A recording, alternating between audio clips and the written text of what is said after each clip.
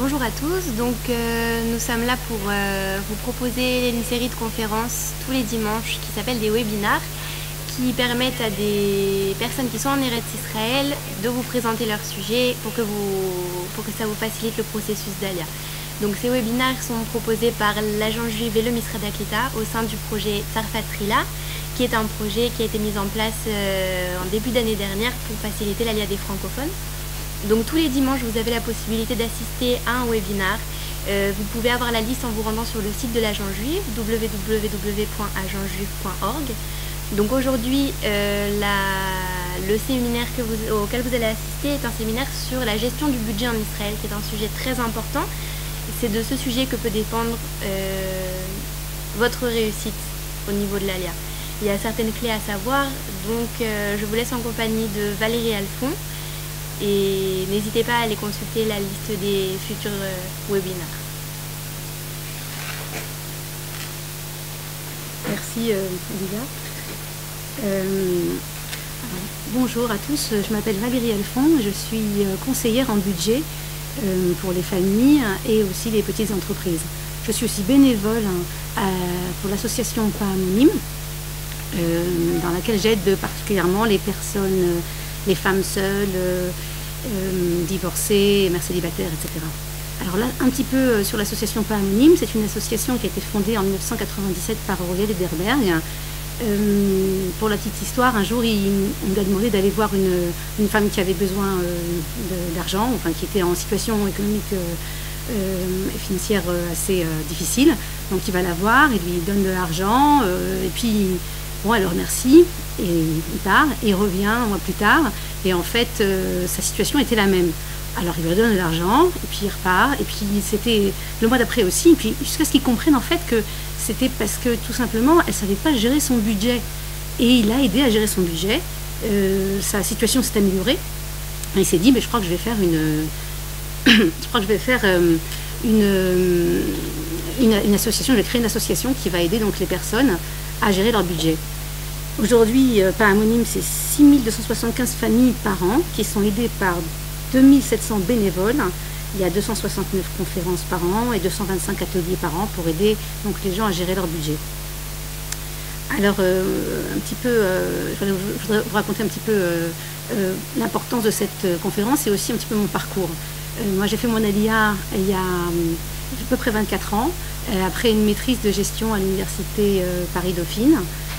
J'ai fait pas mal de choses, j'ai été économiste au ministère de l'Intérieur, je travaillais à la banque, et puis depuis quelques années je suis donc conseillère en budget, et c'est quelque chose que j'aime beaucoup parce que c'est extraordinairement gratifiant de pouvoir aider les gens à vivre avec ce qu'ils ont, donc avec leur salaire, et c'est vraiment une expérience magnifique pour moi.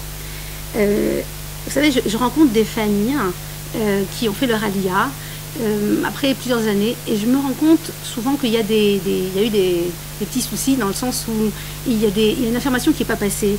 Par exemple, ils arrivent, ils doivent faire, quand on fait son Aliyah, on doit faire des choix comme savoir dans quelle ville on va habiter, dans quelle sorte d'immeuble on va habiter, est-ce qu'on va acheter une voiture, dans quelle école on va mettre nos enfants, et tous ces choix ont des implications financières assez importantes.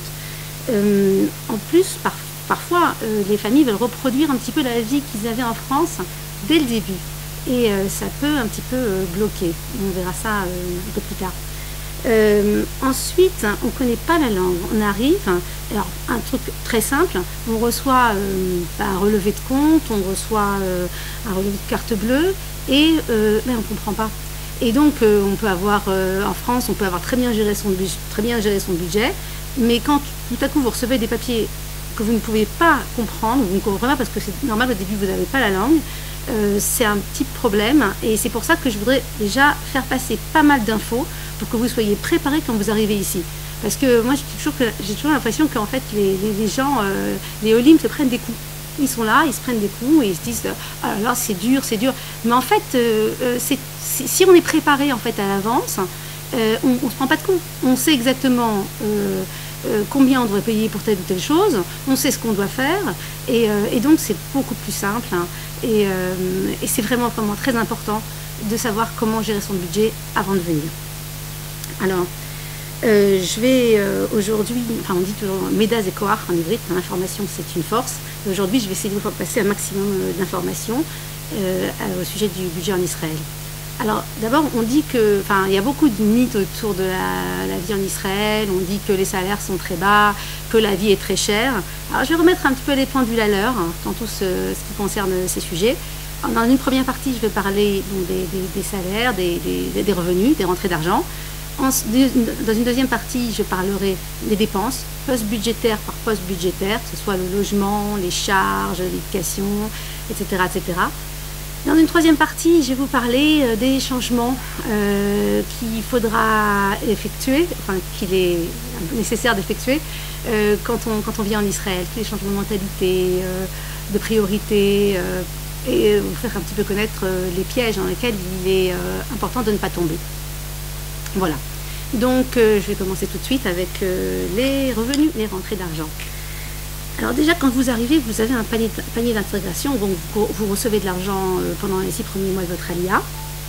Quand vous ouvrez votre compte en banque, donc l'argent est viré directement, et ça vous aide au début à vivre, enfin, en tout cas, ça vous aide à compléter un petit peu vos revenus. Les gens se demandent s'il faut venir avec des économies. Alors, il y a des gens qui sont obligés d'un petit peu de travailler au début parce que alors, le panier d'intégration n'est pas toujours suffisant pour eux, mais en tout cas, c'est vraiment un très très très bon. C'est pas toujours. Hein. Pour moi, c'est pas. Si on peut ne pas travailler et se donner à fond pour l'Ulpan, c'est très bien parce que c'est vrai que l'Ulpan c'est très très très important. D'ailleurs, je vous disais tout à l'heure à quel point c'est important de comprendre la langue si on veut vraiment bien s'intégrer. Donc si on doit travailler, il y a des gens qui font l'Ulpan le soir, qui travaillent le matin, ou le contraire, enfin, en tout cas, ou qui travaillent le soir et qui font l'Ulpan le matin. Enfin. Et enfin, quand on arrive, c'est important de savoir quelles sont un petit peu nos possibilités de travail et de salaire. Je sais qu'il y a des gens qui, dès le départ, travaillent dans des call centers. Alors, est-ce que c'est bien, est-ce que c'est pas bien si on n'a pas le choix, en tout cas pour commencer, pourquoi pas. Et ça nous permet d'avoir des rentrées d'argent. Mais ce qui est très important, c'est quand même d'apprendre la langue, parce que de toute façon, vous allez en avoir besoin pour tout, pour être vraiment intégré en Israël. Alors, un petit peu sur les salaires en Israël. Le salaire moyen en France est à peu près de 10 285 shekels brut. Ça c'est avec un taux de 4,2 euros shekel. Le salaire moyen en Israël est de 9 631 shekels brut. Donc il n'y a pas une très très grande différence. C'est vrai aussi que l'euro a pas mal baissé face au shekel. Mais c'est vrai que c'est pas une différence qui est énorme. Bon, par contre, quand il s'agit du salaire minimum, c'est vrai qu'en France, il est quand même de 6 120 shekels pour 35 heures par semaine, alors qu'en Israël, il est de 4 650 shekels pour 43 heures par semaine. Donc là, c'est quand même une différence qui est importante. Et c'est pour ça que quand on a des salaires qui sont bas, c'est beaucoup plus difficile. Parce que c'est vrai que 4150 shekels, c'est pas évident de vivre. Enfin, si, c'est possible, mais il faut faire très attention au niveau des dépenses, et c'est ce qu'on va voir tout à l'heure. Maintenant, il y a aussi, pour le marché du travail, c'est vrai qu'il y a des différences entre les villes. J'ai une amie dont la fille est optométriste. Elle a cherché du travail sur Jérusalem. On lui a proposé un salaire par heure, alors qui était un salaire, je ne sais plus de combien il était, mais ses amis qui postulaient pour des postes dans la région du centre, Tel Aviv, etc., à Maranana, elles étaient payées le double. Donc c'est important de savoir que voilà, il existe des différences de salaire entre les villes où vous allez habiter. Alors c'est vrai que si la vie est un peu plus chère à Tel Aviv qu'ailleurs, mais ce sont des choses qu'il faut avoir en tête en tout cas.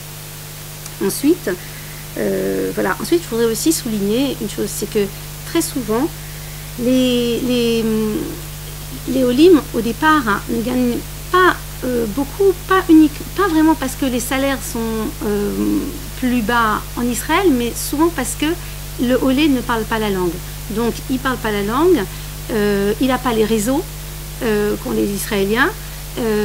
Donc, il ne sait pas vraiment comment ça marche, comment marche le système, comment postuler, etc. etc.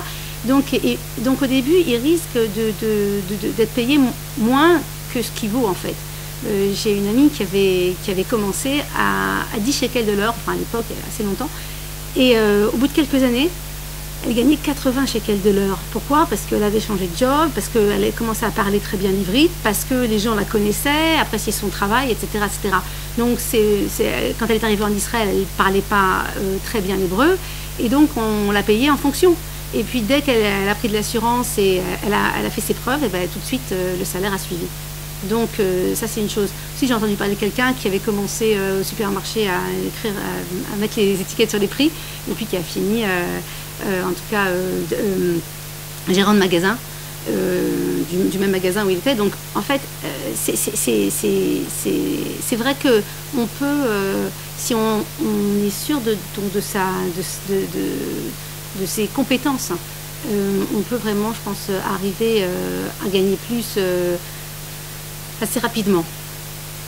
Ensuite, je voudrais parler un petit peu des impôts.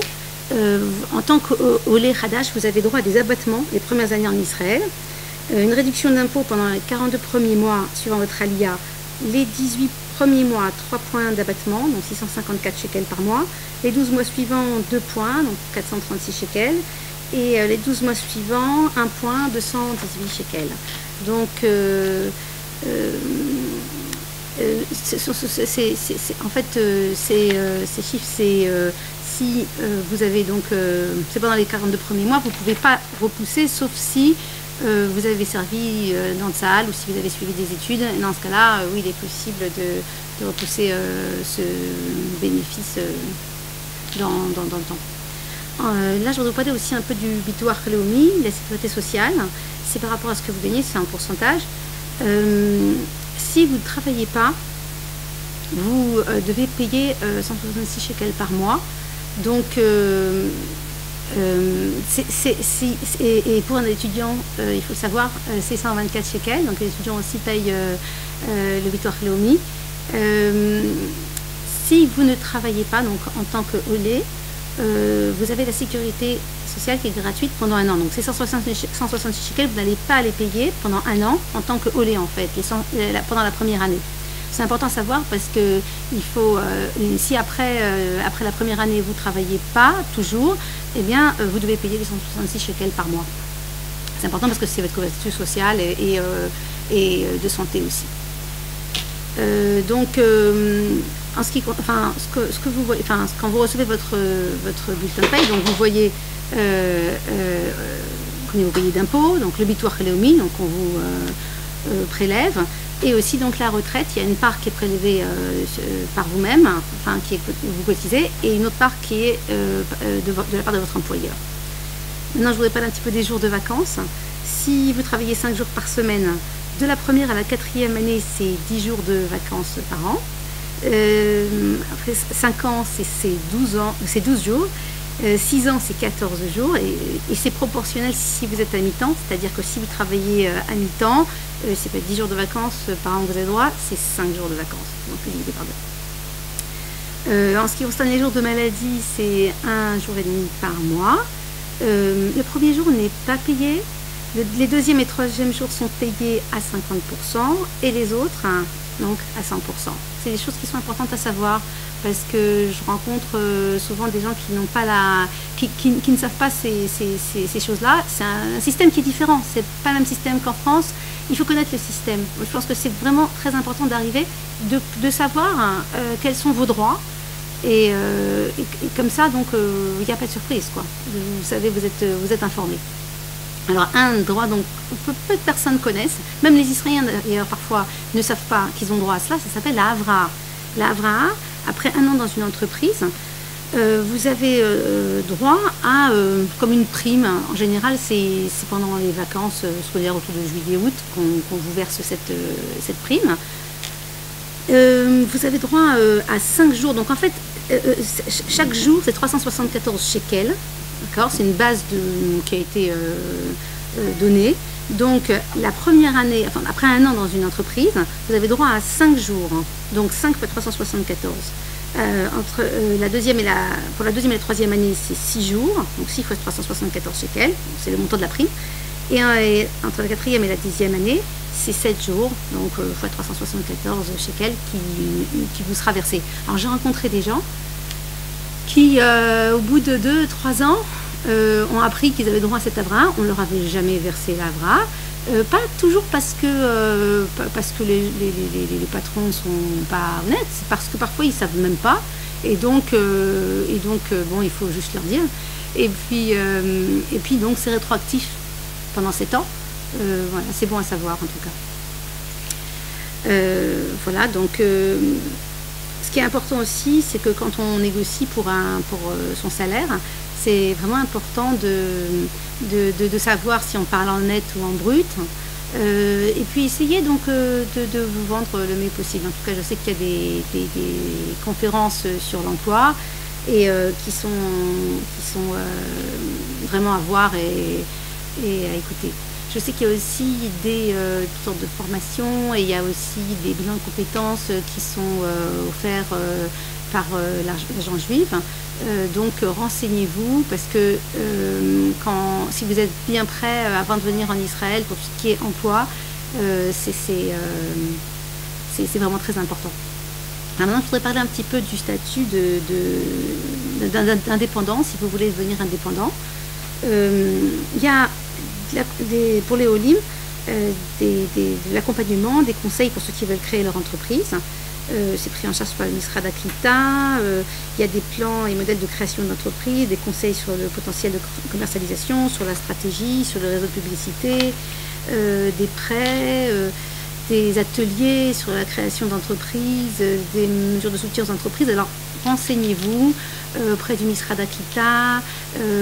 Vraiment, je pense que c'est très très important de se renseigner, de voir ce que vous avez droit. Je sais qu'il y a vraiment beaucoup de choses qui sont mises en place. En Israël, on adore les entrepreneurs. Et en fait, si vous avez envie, vous avez une idée, vous voulez créer votre entreprise, n'hésitez pas à voir tout ce qui vous est offert comme aide et accompagnement. Alors moi, j'aide aussi les petites entreprises. Et vraiment, c'est très très très important donc de connaître le marché avant d'ouvrir votre entreprise. Et vraiment, c'est une chose c'est très gratifiant d'ouvrir son entreprise en Israël.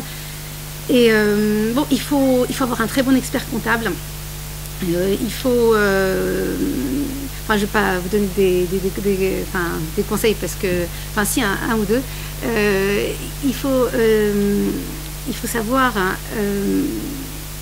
combien vous gagnez, parce que ce n'est pas toujours évident, avoir des comptes séparés pour l'entreprise et pour la maison, parce que souvent il y a une espèce de grand mélange et les gens ne savent pas gérer. Alors on peut avoir une très très bonne idée pour une entreprise, mais si on ne sait pas gérer, ça peut être dommage parce que l'entreprise peut ne pas marcher, pas parce que l'idée est mauvaise, mais surtout parce qu'on ne sait pas gérer l'entreprise au niveau financier.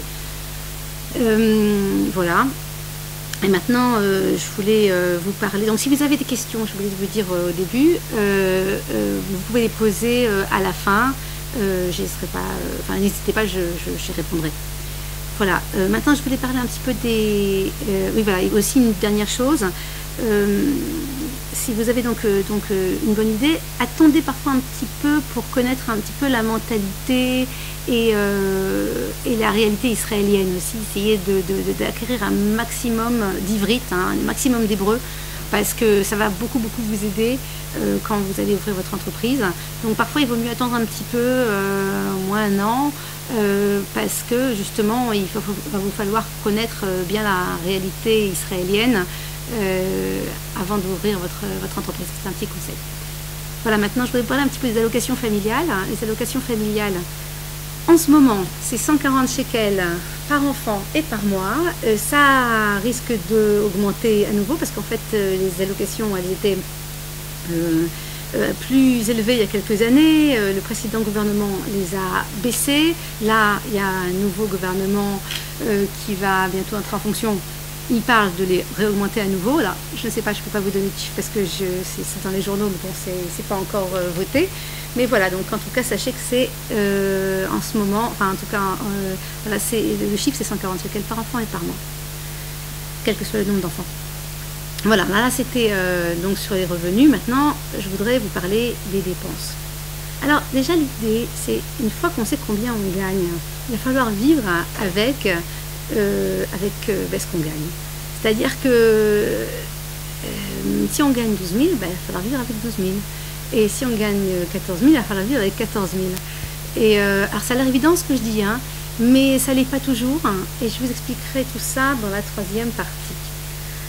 Alors les dépenses, je voudrais commencer par le logement. Pourquoi le logement? Parce que le logement, c'est un poste très très très important. Surtout que les prix de l'immobilier ont énormément augmenté ces dernières années, en Israël, bon, en France, enfin à peu près partout dans le monde. Mais c'est vrai que le logement, c'est un gros poste. Alors d'abord, ça dépend, donc le prix à la location ou à l'achat, ça dépend évidemment de la ville hein, où on va aller s'installer. C'est pour ça que c'est très très important de réfléchir avant de venir dans quelle ville vous voulez vous installer.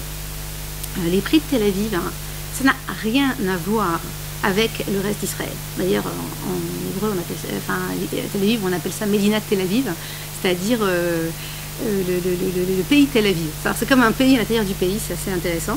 Donc, mais c'est vrai que les prix sont sans aucune comparaison avec le reste d'Israël. Donc ça dépend. Donc les prix à l'achat comme à la location dépendent de la ville, du quartier. Parfois dans la même ville, il y a des quartiers différents, un quartier où les prix sont moins chers, d'autres prix sont plus chers. Ça dépend de la qualité du bien, bien sûr, parce que vous avez des immeubles plutôt luxueux, très modernes, et donc qui sont bien plus chers que d'autres qui sont plus anciens. Un exemple aussi, ça dépend de l'étage. Il y a beaucoup d'immeubles anciens en Israël qui sont au 3e étage sans ascenseur. Et les immeubles 3e étage sans ascenseur, évidemment, ils sont moins chers à l'achat, mais aussi à la location. Parfois, c'est 500 shekels de moins par mois à la location. Donc, c'est 6 000 shekels par an. Ou parfois, ça vaut le coup de monter encore un étage et d'économiser 6 000 shekels par an. Et à l'achat aussi, donc c'est assez grosse différence de prix. Voilà, donc ça c'était un petit peu pour vous donner une idée des dépenses de logement. Alors, des choses à ne pas faire. Il faut faire attention, enfin ce que je vois en tout cas, ce que font pas mal de lignes de France et d'ailleurs, c'est de prendre un appartement qui est très grand, enfin qui est de, on va dire, 120 mètres carrés. Et vraiment parfois ça peut entraîner des situations pas très sympathiques. Je vous donne un exemple. J'ai rencontré il y a quelques années une famille qui avait pris un appartement, qui avait loué un appartement à Jérusalem, dans un immeuble assez moderne, et qui payait 7 500 shekels par mois. Alors c'est beaucoup, quand même pour Jérusalem c'est beaucoup. Et je lui ai demandé ce qu'ils faisaient, et puis ils m'ont dit, on travaille un peu à droite à gauche, bon, on gagne assez correctement notre vie. Mais je leur ai dit, attendez, 7 500 shekels par mois, c'est énorme. Donc peut-être vous devriez louer un appartement peut-être un peu plus petit, dans un immeuble un peu moins luxueux, mais vous pourrez trouver ça à 5 500 shekels par mois. Et ils m'ont dit, oui, bon, on va réfléchir. Ces gens-là, donc cette famille, je les retrouve à peu près 3 ans plus tard. Et ils m'ont dit, on est resté dans notre appartement, on ne vous a pas écouté, et maintenant, oui, je me rappelle ce que vous nous aviez dit, 5 500 shekels, oui, en effet, on est toujours dans notre appart à 7 500 shekels, et aujourd'hui, ils ont fait des prêts, ils sont découverts à la banque, et c'est un peu dommage, quoi, parce que 2000 shekels de différence entre un appartement à 5005 et un appartement à 7005, x 12 sur un an, c'est 24 000 shekels, x 3 sur 3 ans, c'est 72 000 shekels. Ça se trouve, c'était le montant de du crédit à la consommation qu'ils avaient pris. Donc, c'est vraiment, vraiment dommage. Et puis, bon, c'est la même chose à l'achat. Moi aussi, j'ai rencontré quelqu'un qui m'a dit, j'ai eu quelqu'un au téléphone qui m'a dit, voilà, on a acheté un appartement, on a un prêt immobilier de 7 200 shekels par mois. Alors que il gagne 17 000 shekels par mois. Je me dis, ça m'a l'air un petit peu serré, parce que bon, on préconise toujours d'avoir environ, que ce soit pour une location ou pour un remboursement de prêt immobilier, on préconise un rapport de 1 sur 3, c'est-à-dire un tiers. Et là, c'était au-dessus d'un tiers. Donc, oui, justement, alors ça m'a appelé parce qu'elle était un peu...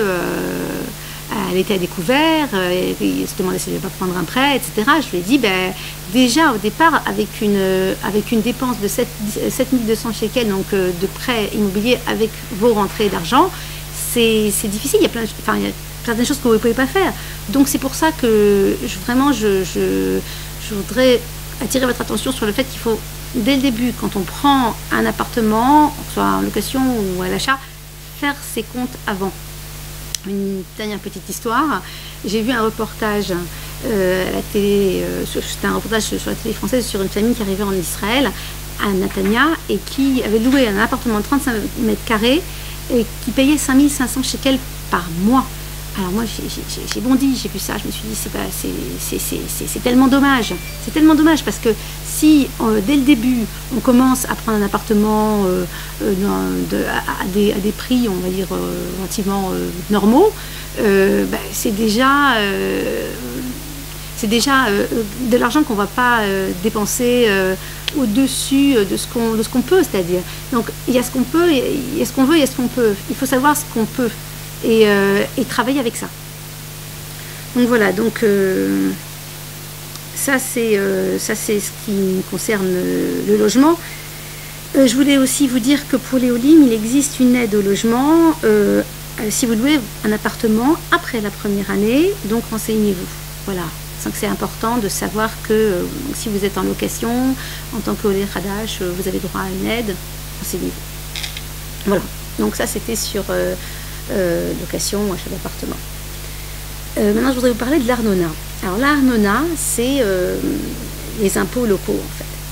Alors contrairement à la France, il n'y a pas deux sortes d'impôts. Si on est en France, il y a une différence si on est locataire et propriétaire. En Israël, il n'y en a qu'une seule. Une seule forme d'impôt locaux qui s'appelle l'Arnona. Alors l'Arnona, elle est payée par le propriétaire s'il habite dans son appartement, mais par le locataire s'il loue un appartement. Je m'explique. Quelqu'un vit dans son appartement, il a acheté un appartement, il vit dedans, il paye l'Arnona. Maintenant, si quelqu'un a un appartement qui va louer à des gens, eh bien ce sont les locataires qui vont payer l'Arnona. Et lui, il ne paiera pas d'Arnona, le propriétaire ne paiera pas d'Arnona s'il loue son appartement. Alors, l'Arnona, elle dépend de la ville, parce que le montant de l'Arnona dépend de la ville. Je donne un exemple, Jérusalem, ça tourne autour de 90 shekels par mois par mètre carré, et à Netanya, ça tourne en moyenne autour de 50 shekels. Pourquoi je dis en moyenne? Parce que ça dépend aussi du quartier. Il y a des quartiers qui ont des tarifs différents. Par exemple, à Jérusalem, vous avez un quartier de Baka qui est le quartier qui s'appelle un quartier Aleph, donc où on paye selon aussi le type d'immeuble 86 shekels par mètre carré, alors que il y a un quartier juste à côté qui vraiment à 2 pas de Baka qui est Ezor Gimel, et là-bas on paye dans les 50 shekels par 51 shekels je crois par mois par mètre carré. Donc c'est quand même des différences assez énormes. Parfois les quartiers sont un à côté de l'autre, mais bon, c'est comme ça, c'est ce que la municipalité a décidé. Donc ça dépend donc de la ville et du quartier, et aussi de la taille de votre appartement, parce que si vous dépassez 120 mètres carrés, et c'est majoré au-dessus, et c'est une assez grosse différence. En dessous de 120 mètres carrés, c'est censé être un appartement de taille, on va dire, relativement modeste, mais au-dessus, c'est déjà luxueux, et donc on paye plus d'argent. Alors, en tant qu'Olé Khadash, vous avez droit à une réduction jusqu'à 90%, donc d'exonération pour les 100 premiers mètres carrés. Donc au-dessus, vous payez ce que vous devez payer. Donc 90% sur les 100 premiers mètres carrés, la première année de votre Aliyah. Voilà, ça c'était sur la Arnona, les impôts locaux. Maintenant, je vais vous parler du Vaad Bait. Alors le Vaad Bait, c'est les frais de copropriété, je crois que ça s'appelle en France. Ça dépend aussi de beaucoup de choses. Ça dépend si l'immeuble a par exemple un ascenseur. Bah, si il a un ascenseur, ça fait tout de suite grimper le prix. Aussi, donc il y a des buildings, des immeubles assez luxueux, et là c'est assez cher parce que vous payez aussi les gardiens du lobby, tout ça, donc tout ce qu'il y a autour, et là ça fait aussi grimper les prix. Il y a aussi le chauffage, parce que dans certains immeubles, le chauffage est un chauffage collectif. Donc en fait, vous payez, il y a les mois d'été où vous payez 50 shekels, on va dire, et les mois d'hiver, vous payez 500 shekels. Parce qu'il y a le chauffage, et donc tout le monde paye le chauffage. En général, on chauffe le matin 2 heures et le soir 3 heures, quelque chose comme ça. C'est pas vous qui décidez, c'est le VAD, justement. Et donc voilà, donc c'est important de savoir, hein, avant que vous veniez, vous allez louer ou acheter un appartement, quel est le VAD Bayit, hein, parce que voilà, donc oui, parfois en plus, donc quand il y a du chauffage collectif, c'est le même montant tous les mois qui est échelonné donc sur l'année et qui peut être plus élevé parce que il y a le chauffage qui est compris à l'intérieur. Donc renseignez-vous avant de louer ou d'acheter un appartement sur le VAD Bayit. Alors qui le paye encore une fois? Si par exemple quelqu'un a un appartement et le loue à quelqu'un, donc le locataire va payer le VAD, mais le VAD mensuel. Par exemple, si c'est tous les mois 50 shekels et ça comprend l'électricité et l'homme ou la femme de ménage qui vient nettoyer la cage d'escalier, ce sera payé donc par le locataire. Maintenant, s'il y a des travaux de réfection du toit ou des peintures de cage d'escalier, là, ça doit être payé par le propriétaire de l'appartement. Alors, combien ça peut aller de 10 shekels, enfin, rien du tout, à 1000 shekels si c'est un building très luxueux. Enfin, je veux dire, c'est vraiment en fonction de tous les critères dont je vous ai parlé. Donc, renseignez-vous quand vous allez signer un contrat de location ou de vente, renseignez-vous sur le VAD Bayit. Maintenant, je voudrais vous parler de l'électricité. Alors, l'électricité, combien? On me demande combien. Enfin, c'est une question que je vois beaucoup sur les réseaux sociaux. Les Olim se demandent, et ils ont raison de demander, quel est le budget minimum en Israël? Et ma réponse, c'est ça dépend, parce que vous avez vu depuis le début que je vous ai dit, donc ça dépendait donc que ce soit le logement, que ce soit l'Ardona, que ce soit le VAD, ça dépendait de beaucoup de facteurs. Et c'est pour ça, encore une fois, que quand vous allez faire vos choix d'appartement, c'est important d'avoir tous ces critères, hein, de prendre tous ces critères en compte avant de faire vos choix. Alors maintenant, l'électricité, ça dépend aussi de votre consommation. Il y a des gens qui vont laisser la lumière allumée tout le temps, il y a des gens qui vont... voilà, vous avez un chauffage au sol. Ben, ça, c'est mortel, le chauffage au sol, au niveau du budget. Vous avez donc... il y a tellement de paramètres. Vous avez des appareils qui consomment plus d'électricité que d'autres. On conseille d'ailleurs de les mettre un petit peu en veille... d'éteindre même le mode veille, parce que le mode veille ça coûte de l'électricité. Donc il y a plein de trucs pour réduire votre consommation d'électricité. Il y a des gens qui mettent le masgan en été tout le temps. Il y a des gens qui habitent à Jérusalem et qui ont un chauffage privé et qui sont chauffés à des chauffages électriques, avec des chauffages électriques. Et là c'est aussi en fonction...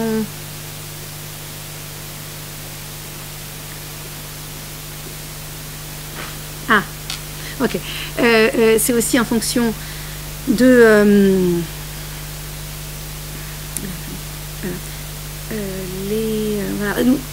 donc si vous mettez le masgan, donc si vous mettez le chauffage à fond, donc ça dépend énormément de votre consommation d'électricité. Donc, mais je dirais que c'est environ 300 shekels par mois, je dirais à peu près 300 shekels par mois, 350 shekels par mois. Encore une fois, ça, pour une famille de 3 enfants, mais encore une fois, ça dépend énormément de votre consommation. Alors c'est sûr, 300 shekels, je dirais, ce seront les mois où vous chauffez pas. quand vous chauffez, si vous chauffez à l'électricité ou si vous mettez le Masgan, l'air conditionné, ce sera plus. Donc voilà, juste pour vous dire que les prix de l'électricité en Israël ont augmenté de 33% depuis 2010 et qu'ils ont baissé de 10% en février dernier. Voilà, donc j'aurais dit plus ou moins 300 shekels par mois, mais bon, encore une fois, ça dépend beaucoup de votre consommation d'électricité, 300-350. Voilà, maintenant, je voudrais vous parler de l'eau. Alors l'eau, c'est selon le nombre de personnes habitant dans un appartement. Donc, il y a une petite case dans la facture d'eau qui s'appelle Mispar Nefashot, le nombre de personnes qui habitent dans l'appartement. Et je voudrais vous raconter une petite histoire à ce sujet. Il y a quelques années, la compagnie d'eau a remis les compteurs à l'heure, à zéro. C'est-à-dire que elle a dit, voilà, maintenant, même s'il y avait écrit 6 personnes sur votre facture, tout le monde est à 2. Et je vais vous expliquer pourquoi c'est un problème. Selon le nombre de personnes, vous avez droit à un certain nombre de mètres cubes. Et donc, vous avez droit à un certain nombre de mètres cubes à un tarif préférentiel, qui s'appelle le tarif 1. Et dès que vous dépassez ça, si par exemple vous avez droit à 7 mètres cubes, je crois, par mois, par personne, mètre et demi, si vous dépassez ça, vous passez tout de suite, selon donc, le nombre de personnes, c'est multiplié par le nombre de personnes, vous passez tout de suite au tarif 2. Et après, c'est le tarif 3. J'ai rencontré une femme qui me disait qu'elle payait énormément pour l'eau. Et quand je lui ai dit je lui ai demandé si elle avait rempli le papier où il fallait remettre à jour le nombre de personnes habitant dans la maison, elle me dit qu'elle ne l'avait pas fait. C'était une Israélienne, hein, c'était pas une francophone. Et en plus, elle avait 8 enfants, donc 10 personnes. Et en rentrant chez elle, elle s'est rendue compte qu'elle payait tout au tarif 1. C'est à peu près 7 shekels et demi le mètre cube avant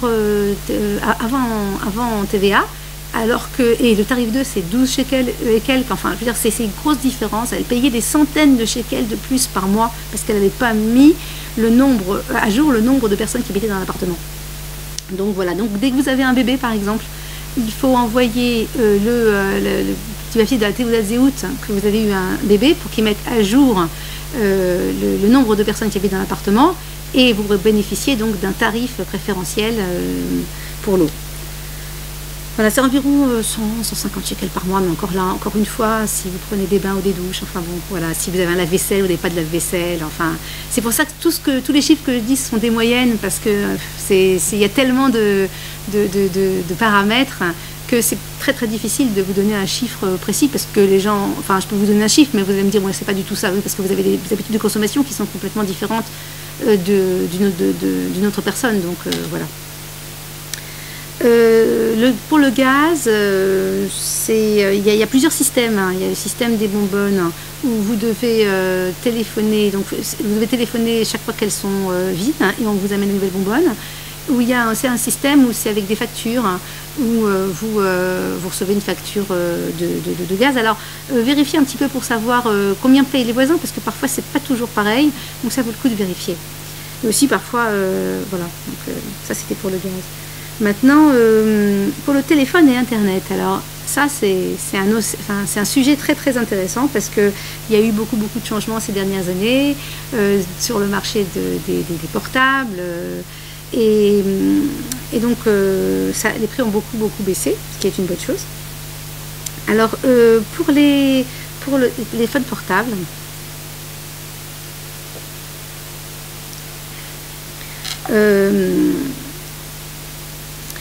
déjà, je voulais vous parler un petit peu de l'achat des téléphones portables, parce que bon, il y a la mode des smartphones, tout ça. Bon, moi, je ne suis pas vraiment pour, si on n'a pas les moyens, parce que, petite parenthèse, je vois tellement de gens qui achètent des smartphones à leurs enfants, alors qu'ils n'ont pas vraiment les moyens de le faire, hein, surtout que c'est pas au niveau éducatif, c'est pas top non plus.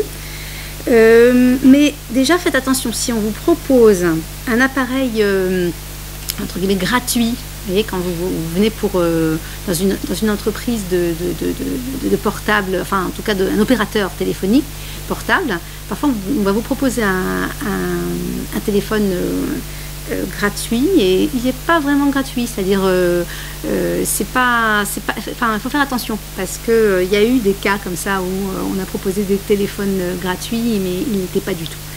Donc en plus, chez un opérateur de téléphonie portable, les téléphones sont en général beaucoup plus chers à l'achat que si vous les achetez dans un magasin spécialisé.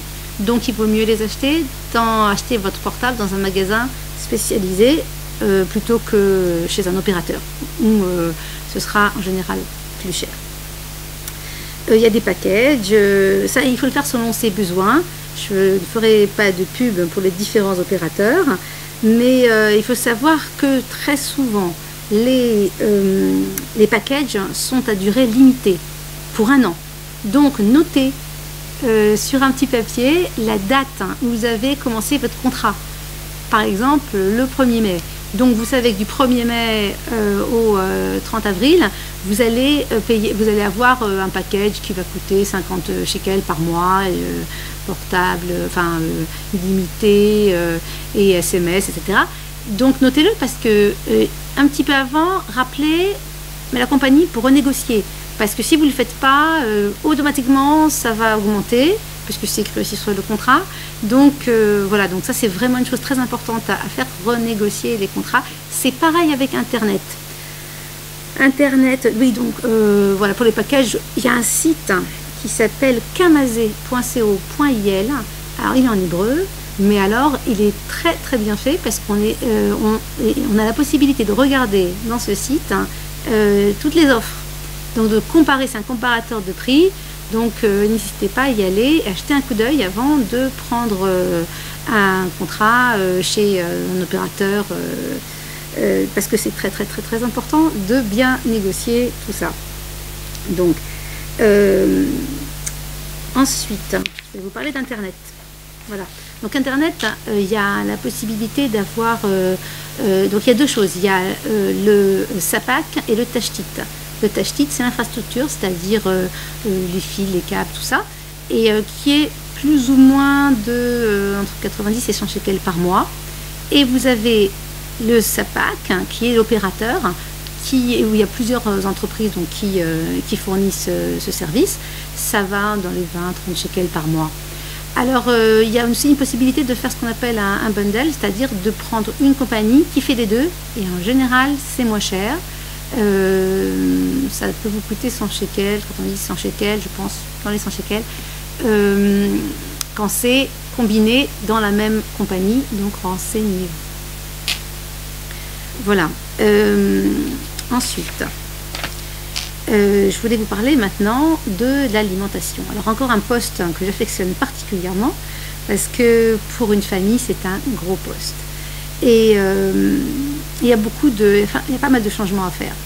D'abord, il y a plusieurs sortes de magasins, les magasins discount, les magasins pas discount. Alors il y a une grande différence de prix entre les magasins discount et les magasins qui ne sont pas discount. Je vous conseille et vous encourage à aller dans les magasins discount qui sont beaucoup moins chers.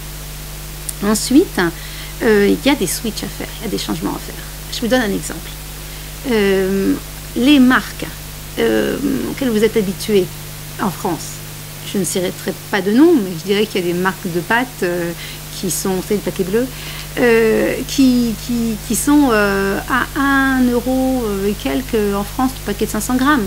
Ici, en général, elles sont pas au double, le double du prix. Pareil pour les chocolats, parfois c'est même le triple du prix. Donc, moi, je vous conseille de changer et d'acheter bleu-blanc, c'est-à-dire d'acheter israélien. Il y a des pâtes très bien israéliennes qui coûtent voilà, 5 shekels, parfois 4 shekels le paquet. Il y a parfois même 3.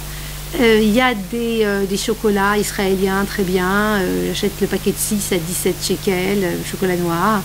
Donc c'est important de faire le switch dès le début, c'est-à-dire essayer, enfin évidemment c'est toujours selon vos moyens, encore que j'aime pas trop le mot moyen, je préfère dire vos données, mais c'est selon ce que vous pouvez ou non acheter. Si vous voyez que vous devez, vous dépensiez, je sais pas moi, 500, 600 euros par mois en France pour l'alimentation. vous voulez rester avec ces 600 euros. Et bien, pour pouvoir dépenser la même chose, il va falloir que vous fassiez un switch, parce que si vous continuez à acheter les mêmes produits que vous achetez en France, qui sont plus chers ici, vous allez dépenser plus. C'est un peu logique. Donc voilà, donc si vous voulez rester avec le même montant pour l'alimentation, il vaut mieux faire un switch.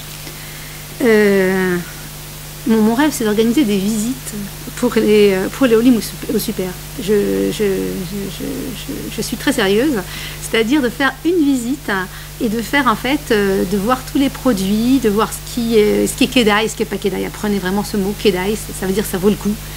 De voir comment on peut changer ses habitudes alimentaires tout en continuant à manger très sainement. Je vous donne un autre exemple. En France, tous les surgelés sont vraiment pas chers. Les haricots verts, les brocolis, c'est vraiment très très peu cher. C'est 1 euro, c'est 2 euros le kilo. Ici, c'est des 15 shekels, des 20 shekels, 25 shekels. Ça n'a rien à voir. Alors, un autre switch à faire. Alors, on achète quasiment plus des légumes verts surgelés. Et puis, on achète beaucoup plus de tomates, de concombres et de poivrons. Vous savez, en France, les prix des tomates et des poivrons, c'est assez... Quand je vais en France, je suis toujours hallucinée. D'ailleurs, j'achète beaucoup de haricots verts surgelés quand je suis en France.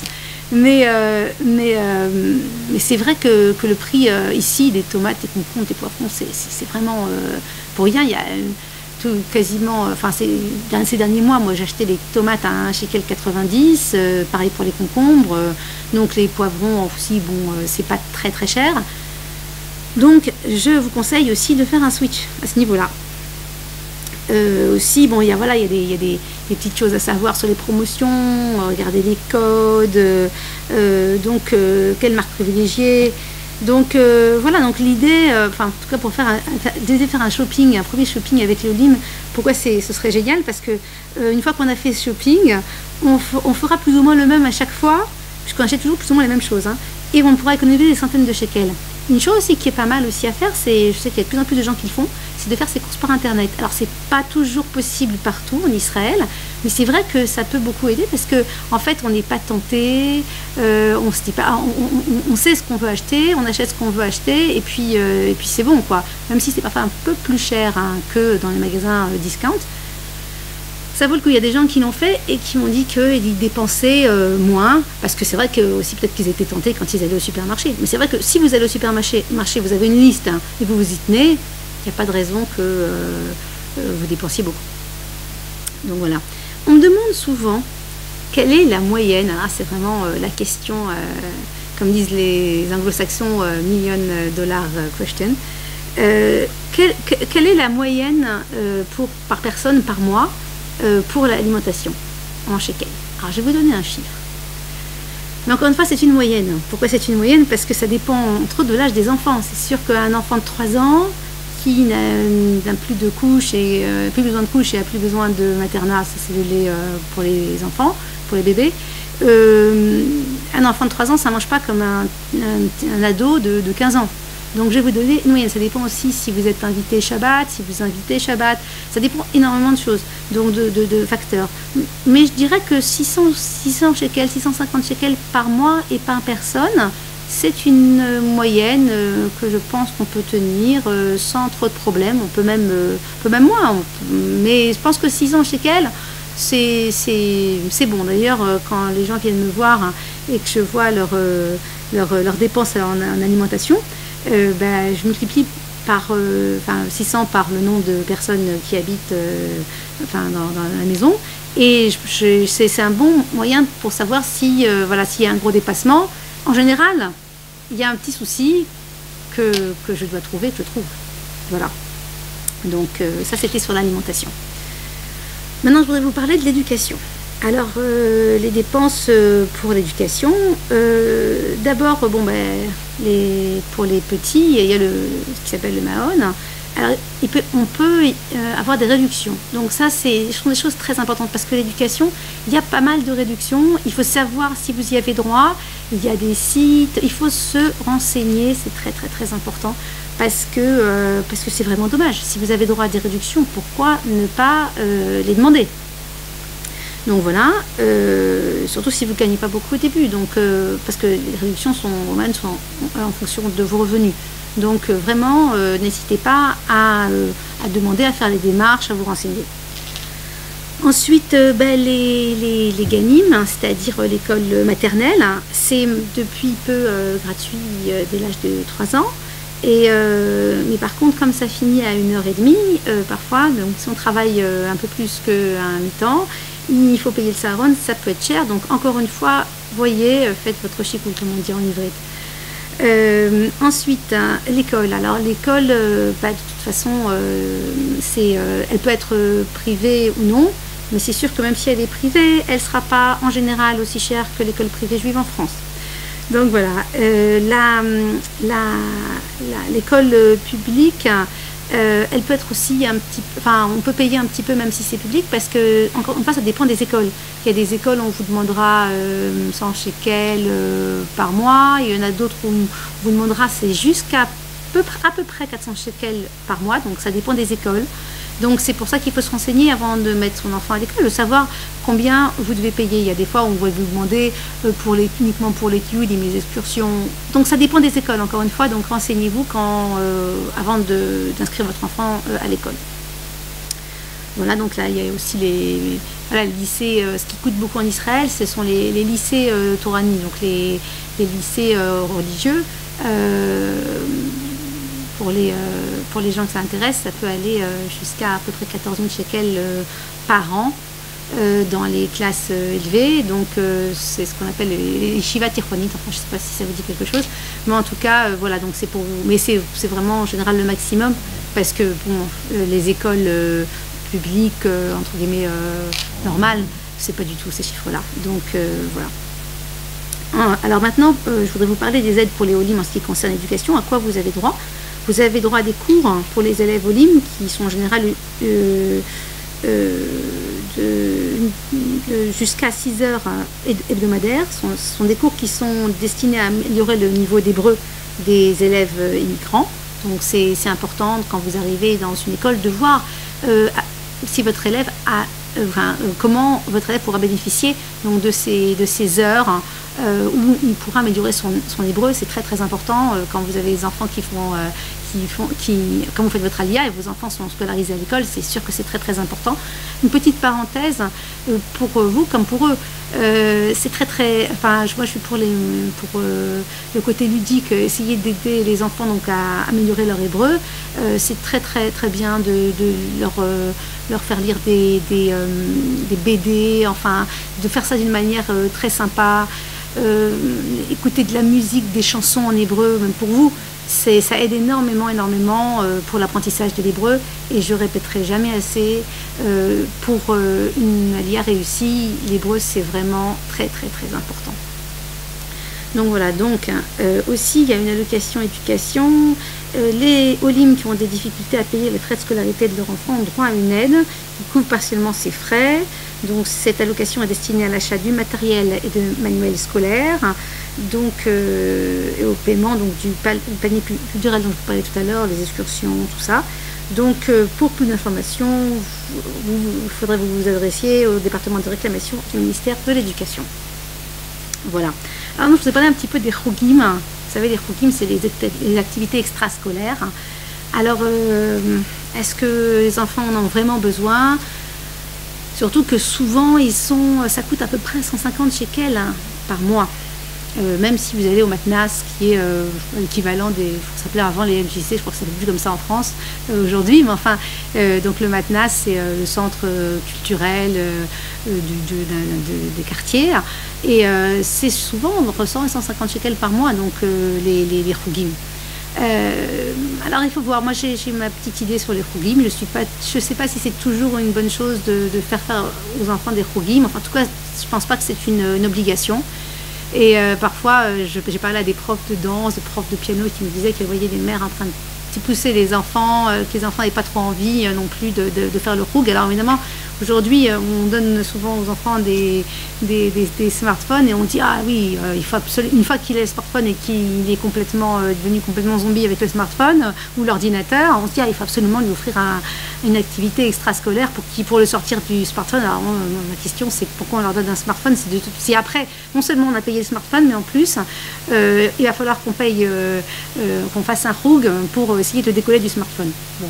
C'était une petite parenthèse, mais voilà, donc bon, vous n'êtes pas vraiment toujours obligé de faire à vos enfants des activités extrascolaires, surtout qu'on peut tellement faire de choses aujourd'hui, laisser nos enfants découvrir des choses par eux-mêmes, on peut les amener au musée, on peut faire des tas de choses avec eux, puis il y a aussi aujourd'hui avec Internet des possibilités d'avoir des cours gratuits de guitare, etc.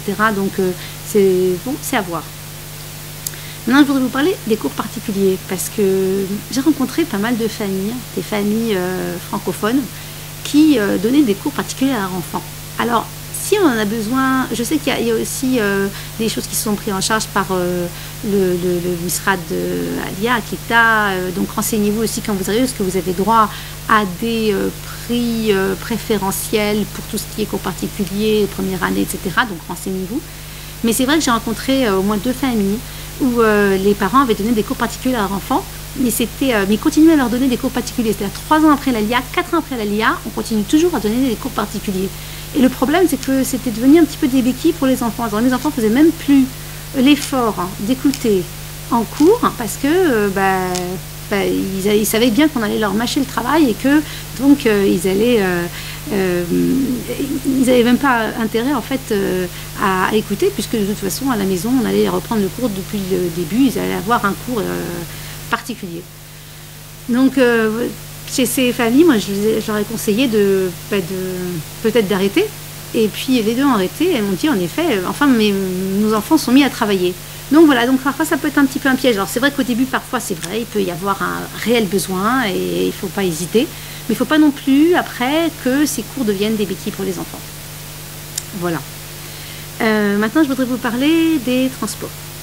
Alors la grande question c'est, est-ce qu'il vous faut une voiture? J'ai rencontré une fois une famille qui m'avait demandé de les aider en vue de leur alia. Et il m'avait dit, voilà, on aimerait savoir quel va être notre budget. On voudrait que vous nous aidiez à dresser un budget. On avait dressé le budget, ils savaient combien ils payaient de prêts immobiliers, etc., de chaque chose. Donc on a essayé d'estimer aussi combien ils avaient dépensé pour tout, pour l'alimentation, pour tout. Puis on est arrivé à la voiture. Et je leur ai dit, et c'est ce que je dis à beaucoup de familles, vous n'êtes pas obligés d'acheter une voiture dès que vous arrivez. D'abord parce que les voitures en Israël sont plus chères qu'en France. Ça, c'est une chose à savoir. Et qu'au début, voilà, on ne sait pas toujours combien on va gagner. Et c'est vraiment, c'est une des choses où les familles ont tendance à reproduire, comme je l'ai dit auparavant, à vouloir reproduire leur vie en France. Donc, en France, on avait une voiture. Enfin, dès qu'on arrive, il nous faut la voiture. Peut-être, mais peut-être pas. Alors, peut-être que vous en avez besoin pour votre travail, peut-être pas. Peut-être que vous allez avoir un travail où la voiture va être comprise dans vos avantages. Donc, attendez pour voir. Peut-être que vous allez vous rendre compte que vous ne pouvez pas pour le moment avoir une voiture. Est-ce que c'est une catastrophe? Non, c'est pas la fin du monde. En tout cas, je vois parfois des gens qui tout de suite vont se précipiter à acheter la voiture. Après, et souvent ils vont prendre un prêt à la consommation. Et après, ils vont se dire, attends, comment on fait pour vivre maintenant, puisque on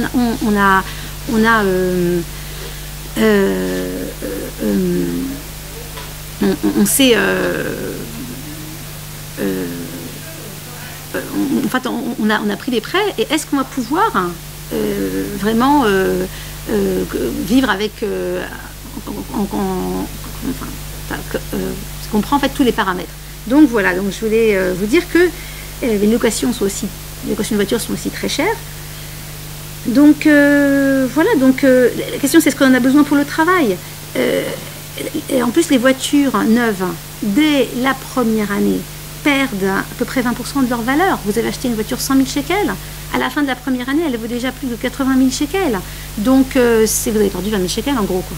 Donc c'est vraiment des choses qui sont très importantes à savoir, pour vous aider à réfléchir quand vous faites votre alia, est-ce qu'on achète tout de suite une voiture? C'est vraiment important. Je pourrais pas vraiment vous donner de réponse, mais il faut réfléchir. Voilà, en fait, c'est ça, en fait. Avant de faire ce dalia, c'est vraiment une chose très importante. Il faut réfléchir sur beaucoup de choses bon, vous verrez.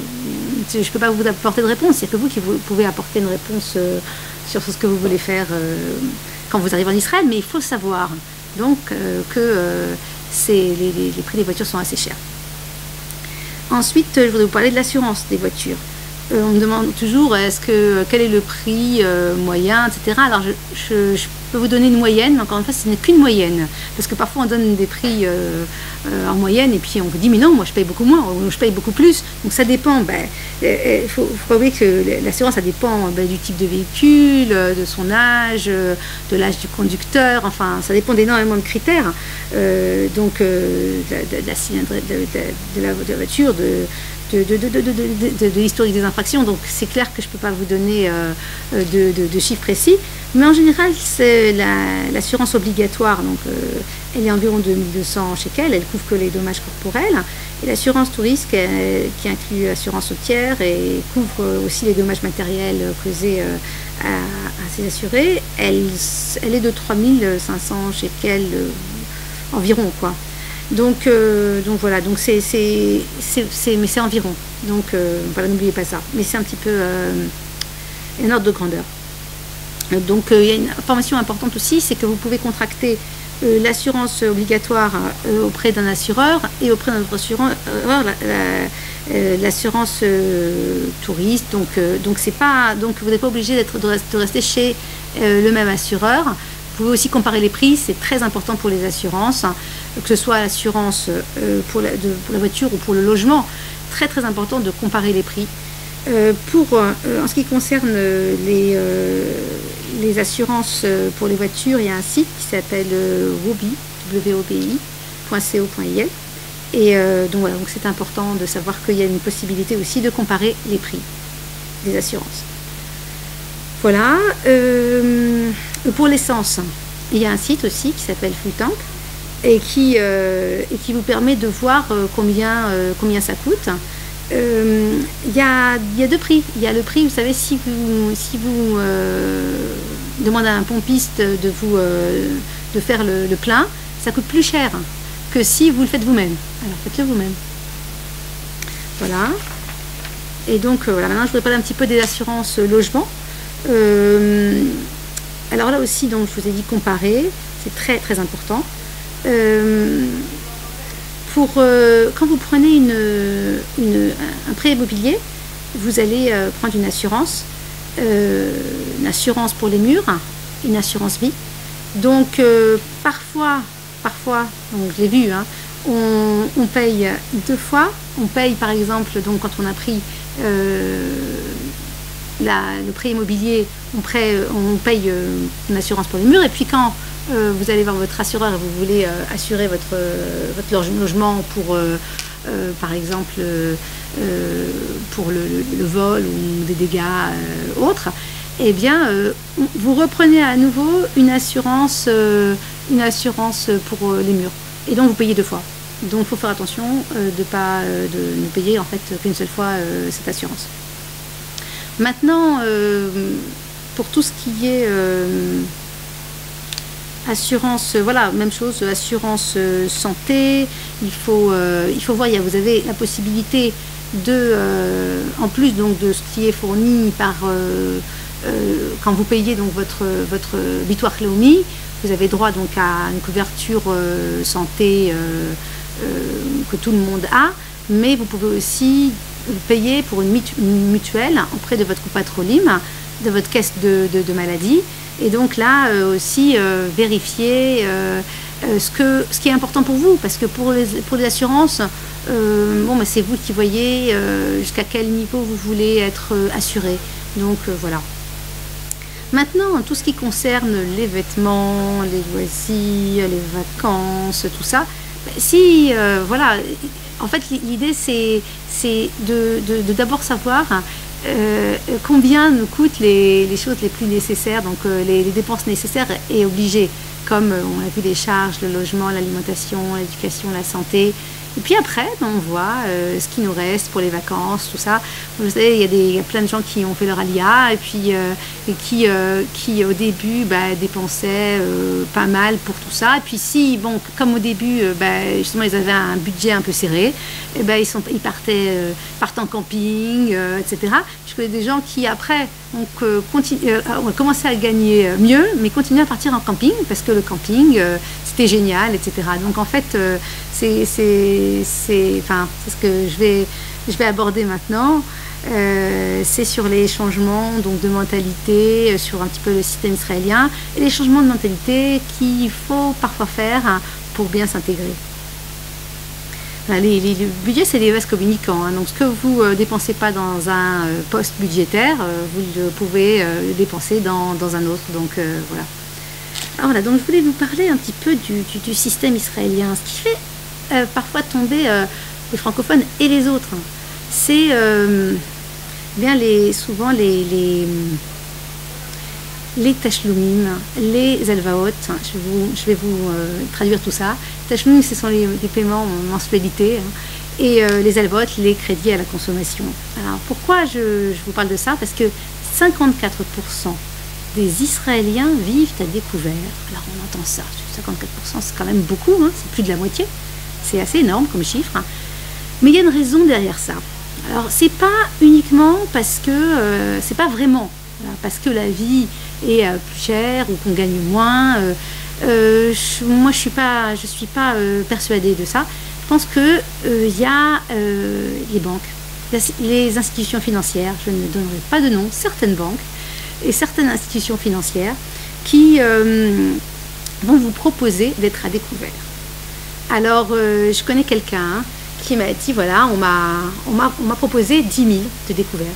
J'ai pris et j'ai utilisé. On m'a proposé, après, bon, j'ai commencé à dépasser. On m'a dit, mais non, il n'y a pas de problème, on te propose 20 000. Alors, on m'a dit, j'ai pris, j'ai utilisé. Et après, elle a dépassé les 20 000. Et après, donc, on lui a proposé 30 000, qu'elle a pris et utilisé. Alors, quand je l'ai rencontrée, elle était à moins 30 000. Et elle m'a dit, et je lui ai dit, tu sais ce qui va se passer quand tu vas dépasser les 30 000? La banque va te dire, bon, on ne peut plus suivre là, donc on va te proposer un prêt à la consommation. Alors, ça va te coûter moins cher, parce que c'est vrai que les intérêts du prêt à la consommation, en général, c'est moins cher que les prêts, les intérêts du découvert. Mais ça va la mettre après dans une situation quasi impossible, enfin en tout cas très difficile. Parce que si déjà elle dépassait de son budget de, je sais pas, 1000, 2000 shekels par mois, et bien maintenant, en plus de ça, il faudra qu'elle rembourse son prêt. Alors, c'est la spirale du surendettement, en fait. Et j'ai eu quelqu'un une fois qui m'a appelé, un ancien olé, qui m'a dit, c'est ce qui m'est arrivé. Il m'a dit, il gagnait 12 000 shekels. Il m'a dit, j'aurais pu vivre avec 12 000 shekels. C'est pas un problème. Il habitait dans le nord du pays, il n'habitait pas à Jérusalem ou à Tel Aviv où les loyers sont assez chers. Il me dit, mais j'aurais pu, mais bon, j'ai pas compté, j'ai pas fait attention. Et puis la banque m'a proposé, alors j'ai dit oui. Je me suis dit, bon, c'est une solution. Et puis, quand il m'a appelé, il m'a dit, maintenant c'est beaucoup plus difficile parce que maintenant il faut que je sorte de cette spirale du surendettement parce que maintenant je dois rembourser des prêts. Avant, j'avais pas. Alors, moi je rencontre les familles qui souvent qui ont des prêts à la consommation.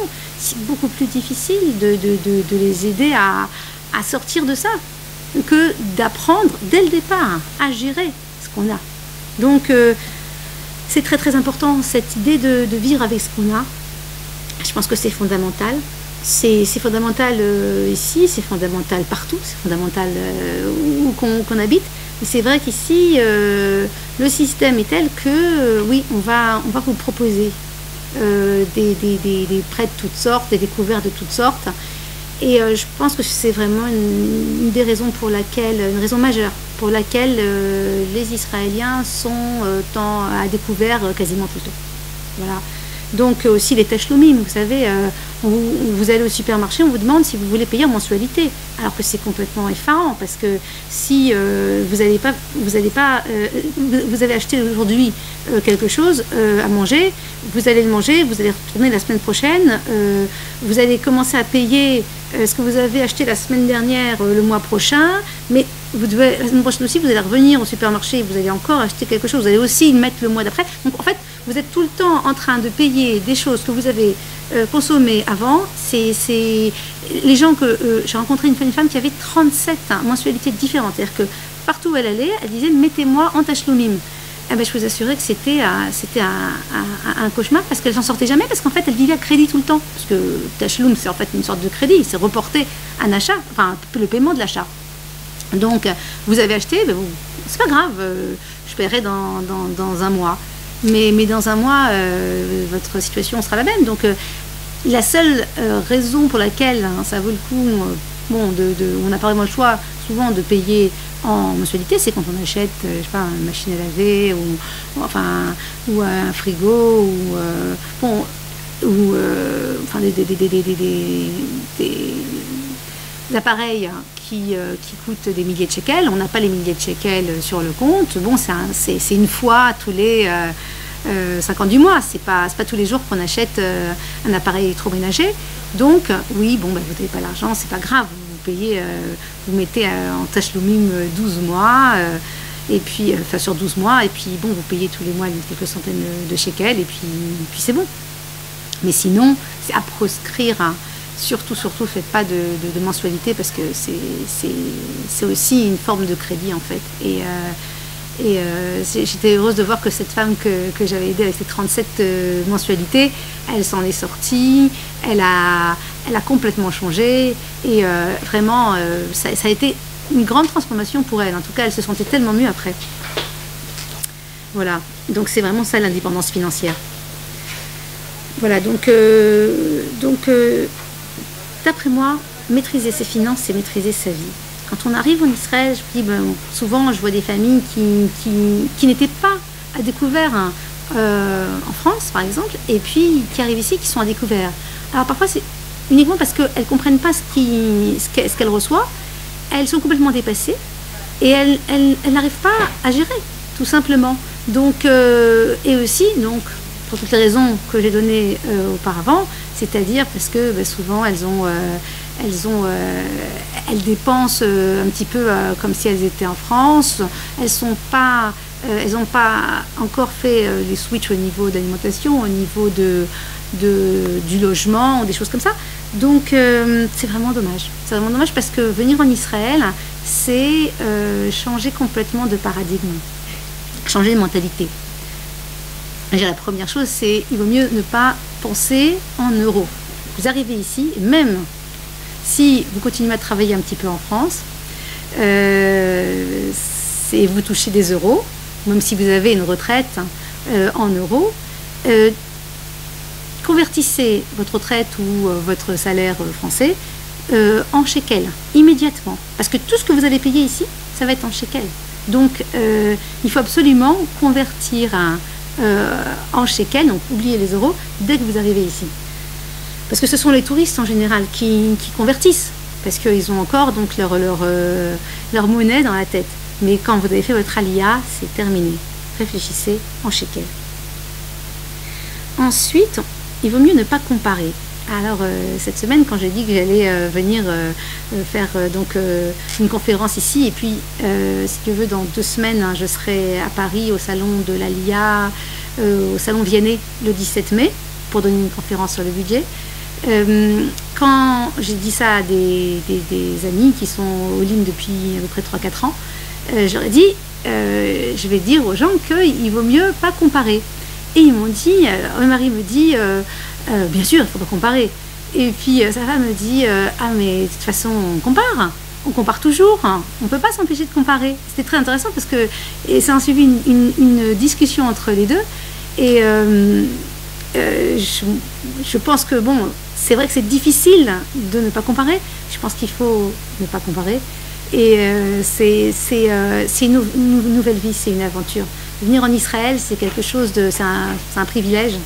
Et ce qu'on gagne, c'est tellement plus fort, c'est tellement plus important que ce que l'on peut perdre. Encore une fois, c'est pas toujours qu'on on peut avoir une baisse de son niveau de vie, c'est pas obligé. Mais si, oui, il y a une baisse de niveau de vie, alors il faut comprendre qu'on vit quelque chose de très spécial et de magnifique. Et que les choses qui étaient importantes en France le sont beaucoup moins ici. C'est-à-dire que c'est un changement de priorité total. Ici, je rencontre des gens qui me disent « Ouais, avant, j'étais complètement obnubilée par les vacances, il me fallait des vacances et tout ça. Puis maintenant, c'est pas que je me sens tous les jours en vacances, mais si un peu. » C'est-à-dire que c'est pas qu'on est en vacances parce qu'on travaille même dur en Israël. Mais quand on sort du travail, quand on vit le Shabbat, les fêtes en Israël, ou même tous les instants en Israël, et ben, c'est aussi autre chose. C'est autre chose. Et donc, parfois, en fin de compte, on se dit peut-être qu'on n'a pas vraiment besoin de vacances comme on avait besoin en France. Peut-être que les choses qui nous paraissaient très importantes ne sont pas vraiment ici. Quelqu'un que j'ai aidé à changer m'a raconté cette histoire. Il m'a dit, mais quand je vais au repas en France, je sais pas quoi dire à mes anciens amis. Avant, mes amis me racontent et me parlent de leur dernière voiture, leur dernier iPhone, leur dernier leur restaurant, etc. Et moi j'ai envie de leur parler de Torah, religieux, de vie, d'éducation, de petit peu de politique, de société, de fait société. Je veux leur parler de la vie, quoi. Alors je me disais tiens, c'est intéressant, ce monsieur il a compris, enfin pour lui qu'il a fait, enfin pour moi en tout cas il a fait une alia qui était une alia aussi, qui était une alia spirituelle, qui n'était pas qu'une alia géographique. Alors parce que il s'est rendu compte de ce qui était essentiel. Il a séparé l'essentiel et le superflu. Il a pu faire ce changement de paradigme, ce changement de mentalité qui, d'après moi, est très très important à faire quand on arrive en Israël. Il m'avait aussi raconté cette histoire que j'aime bien raconter. Il avait l'habitude, il avait fait son alia, il avait l'habitude de partir chaque année à Eilat pour Pessah. Donc lui c'était les vacances, il avait pris l'habitude, il partait 4 fois en vacances, en plus il avait les moyens. Mais bon, il m'avait demandé de l'aider, donc justement de les aider à vivre, à dépenser un peu moins. Parce que il travaillait très très dur pour assurer ce train de vie. Donc tous les ans il partait à Eilat à Pessah. Et puis donc l'année où j'avais été, donc je les avais accompagnés, ils sont pas partis à Eilat, et ils sont restés ici à Jérusalem. Et donc je l'appelle après et je lui dis mais comment ça s'est passé votre voyage, enfin vos fêtes de Pessah? Et il me dit c'était le meilleur Pessah qu'on ait jamais passé. Et je lui ai demandé pourquoi, et il m'a dit parce qu'on est allé au Kotel, on a vu tous les juifs du monde entier qui étaient là, les juifs de tout Israël qui étaient là pour passer Pessah. Et il m'a dit, j'ai dit à ma femme, tous les juifs du monde entier veulent être ici à Jérusalem à Pessah et nous on va à Eilat. Et voilà, et donc pour moi c'est une histoire qui résume un petit peu ce que j'essaye de faire passer aux gens qui font leur alia. On voudrait tous un petit peu savoir, pour moi vivre plus simplement c'est vivre mieux. Alors encore une fois je vous dis ça dépend de ce qu'on gagne, mais vraiment vivre avec un petit peu moins, c'est vraiment pas quelque chose de terrible. Au contraire, parfois pour moi la simplicité c'est quelque chose qui n'a pas de prix, parce que justement on est capable de voir ce qui est important de ce qui n'est pas. Voilà, on vient à l'essentiel. Et voilà, donc je vous remercie de votre attention. Et si vous avez des questions, c'est maintenant. Et Be'atzlacha.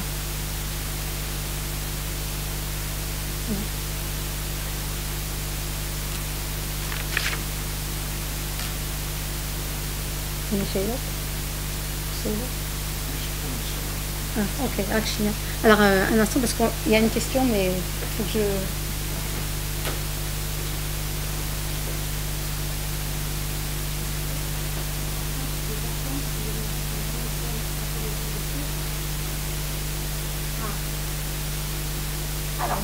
Très bien. Ok, alors on m'a posé une question, je vais répondre.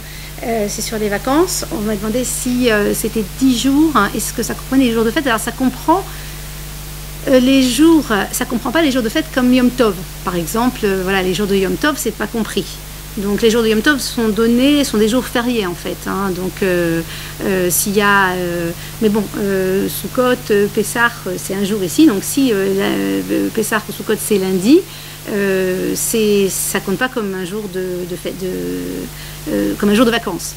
Maintenant, non, sinon les autres jours, ce sont des jours, enfin à part les jours de Yom Tov. Il n'y a pas vraiment. Si, il y a un autre jour férié, c'est Yom Ha'atzmaut, qui aussi n'est pas compté dans les vacances, c'est un jour férié. Et aussi, bon, les jours de vote, quand il y a des jours d'élection. Donc cette année, il y a eu un jour d'élection, donc c'est aussi un jour férié qui n'est pas compris dans les jours de vacances. Maintenant, si on travaille dans un Misrad Memshalti, c'est-à-dire un ministère, il y a des jours qui s'appellent les Yemei Prira, ce sont des jours 2 jours qu'on peut choisir. Il y a une liste de jours spécifiques, ça peut être Purim, ça peut être Tisha B'Av, enfin, et donc on peut choisir 2 jours par an qui sont des jours de vacances et qui sont pas compris dans ces 10 jours-là. Voilà, j'espère que j'ai répondu à votre question. Alors je suis désolée, mais chaque fois je dois aller regarder les questions et après je reviens pour vous répondre.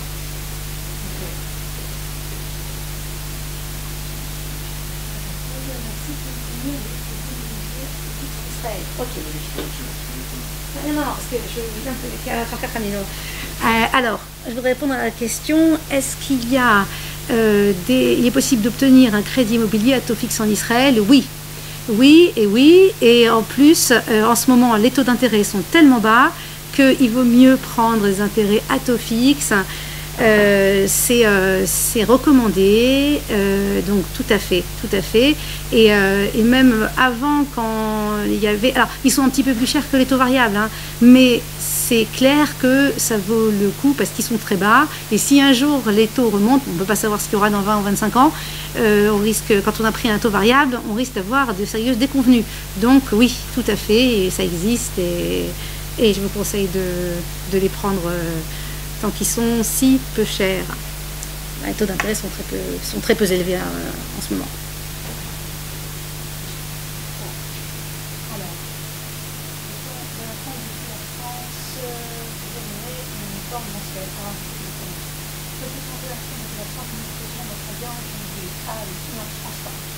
Alors, est-ce qu'on peut faire ouvrir un compte depuis la France? Je ne pense pas. Il faut venir ici et une fois que vous êtes là, vous ouvrez le compte. Alors là, oui, ça me rappelle qu'il y a une chose qui est aussi très importante. C'est il vaut mieux, au début, en tout cas quand on ne parle pas la langue, il vaut mieux essayer de trouver une agence bancaire avec un conseiller qui parle français. C'est très important. Donc si vous arrivez dans une ville, demandez au LIM ou à vos amis, enfin aux gens que vous connaissez, chez qui ils vont, parce que ça c'est vraiment important. Il y a de plus en plus d'agences bancaires qui ont des conseillers qui parlent français. Je vous assure, ça c'est crucial. D'ailleurs, j'ai conseillé quelqu'un qui était à son compte.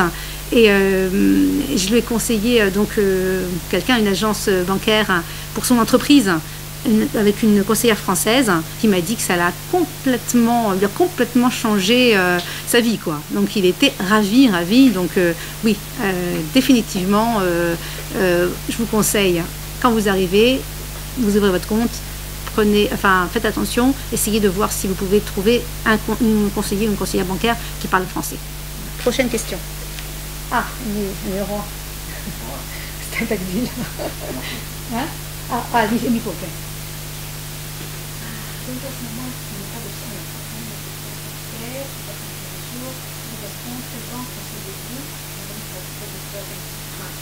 Très bonne question. Jérôme. Alors, voilà, maintenant on m'a posé une question. Quelle banque je conseille? Alors, je ne peux pas vraiment conseiller de banque parce que je n'ai pas le droit de faire de la pub. Et de toute façon, je n'en conseillerais pas parce que c'est un petit peu tous pareils, quoi. Quand vous posez une deuxième question, vous me demandez si quelles sont les banques qui ne proposent pas de découvert automatique. Eh bien, ça, c'est une question qui est un petit peu difficile à répondre parce qu'en général, quasiment toutes les banques vous proposeront des découverts parce que c'est comme ça qu'elles gagnent beaucoup d'argent. Donc, en fait, la responsabilité, elle est chez nous. C'est-à-dire que c'est vrai qu'il y a des banques qui vont vous proposer des découverts, etc., etc. Mais en fait, c'est nous qui devons devenir responsables. Et c'est à nous de faire le travail pour ne pas être en minus, pour ne pas être à découvert. Si nous, on fait ce travail, de toute façon, la banque, elle pourra nous proposer, mais elle ne pourra pas nous forcer à prendre un découvert ou un crédit, etc. Il y a des gens, je rencontre, comme les gens sont à découvert, la banque, entre guillemets, les force parce que, comme je vous ai dit, les gens dépassent leur découvert, la banque leur dit, on ne peut plus vous suivre, vous devez prendre un prêt. Donc la personne, elle est un petit peu pliée et point liée parce qu'elle se retrouve dans une situation où elle ne peut pas toujours dire non à la banque. Donc il faut éviter d'arriver à ce stade-là et il faut donc être responsable et essayer donc toujours de vivre avec ce qu'on a et donc de pas dépasser, de pas dépenser plus que ce qu'on gagne. C'est simple. Donc voilà. Donc c'était la réponse à la question. Il y a d'autres questions? Oui.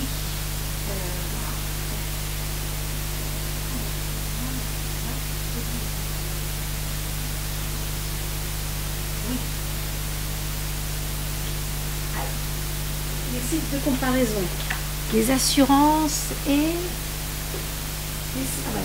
alors les sites de comparaison pour voir quels sont les tarifs internet et portables, c'est le site kamaze.co.il, KAMAZE.co.il. Ça c'est pour tout ce qui est portable internet. Pour ce qui s'agit des assurances, c'est wobi.co.il.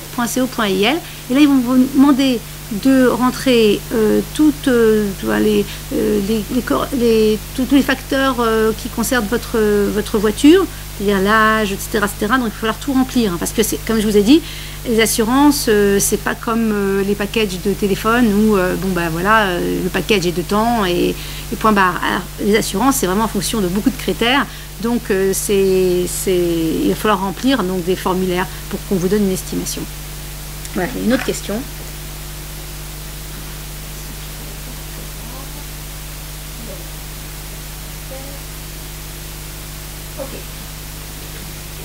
Alors, les frais bancaires à prévoir.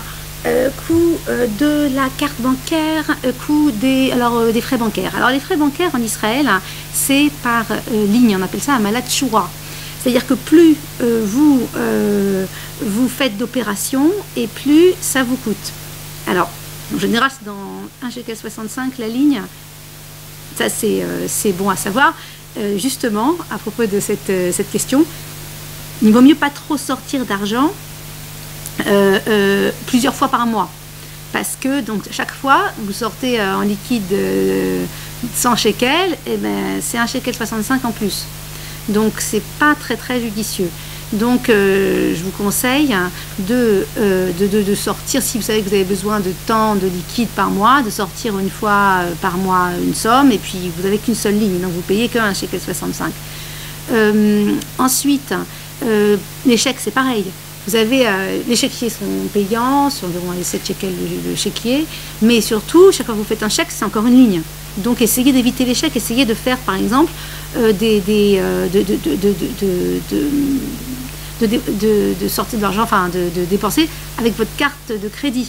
Parce que si vous faites, si c'est par chèque, enfin, chaque fois que vous avez une nouvelle ligne, donc là aussi, évitez de faire des chèques. Encore une chose à savoir aussi. Donc, la carte de crédit, c'est aussi une ligne, mais bon, c'est qu'une seule ligne et vous faites donc vos achats par carte de crédit, c'est quand même mieux, puisque ça vous coûte moins en frais bancaires. Maintenant, la carte de crédit, en général, elle est 13,90 €, mais bon, là encore aussi, il faut voir, faut comparer, mais c'est plus ou moins le prix, c'est 13,90 €, le prix le coût de la carte bancaire. Encore d'autres questions, je crois, qui se sont ajoutées.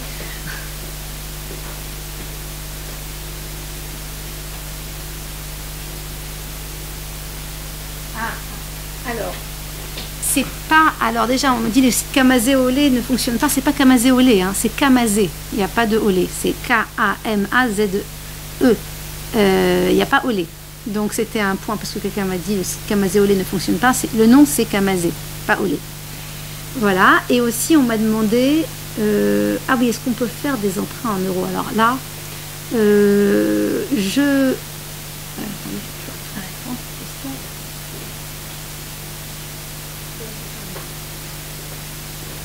Alors, si vous êtes en Israël, c'est en shekel maintenant, les emprunts immobiliers maintenant, ça peut être indexé à l'euro. Donc ça, il faut voir parce que j'avais une fois rencontré quelqu'un qui avait pris un prêt. Il avait indexé, je ne sais plus, au dollar, je ne sais plus quoi, alors que lui, il avait son salaire en euros. C'était complètement hallucinant. Je lui ai dit, mais comment on a pu prendre un prêt indexé au dollar alors que vous gagnez des euros? Enfin bon. Et donc, il faut voir. Mais non, les prêts, ils sont en calibre. Voilà. Je ne sais pas s'il y a d'autres questions. Je crois qu'il y en a d'autres. Je vais voir.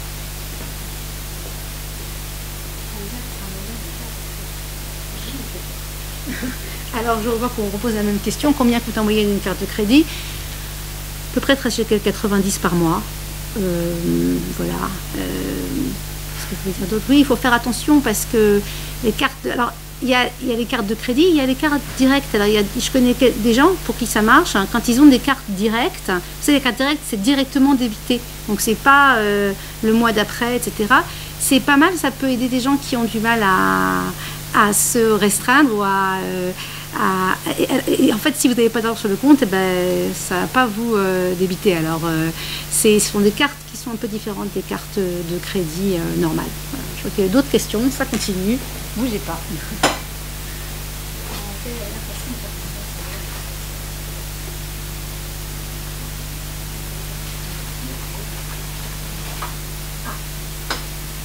Alors, on me pose une question sur les véhicules. Est-ce qu'au début, c'est utile d'acheter une voiture d'occasion? Au début, ça peut être utile avec une famille.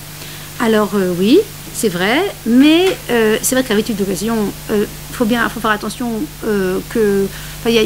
en général, on conseille 4-5 ans, parce que 4-5 ans, il n'est pas encore trop usé. Et puis, au niveau de la dépréciation du véhicule, c'est moins problématique que quand il est neuf.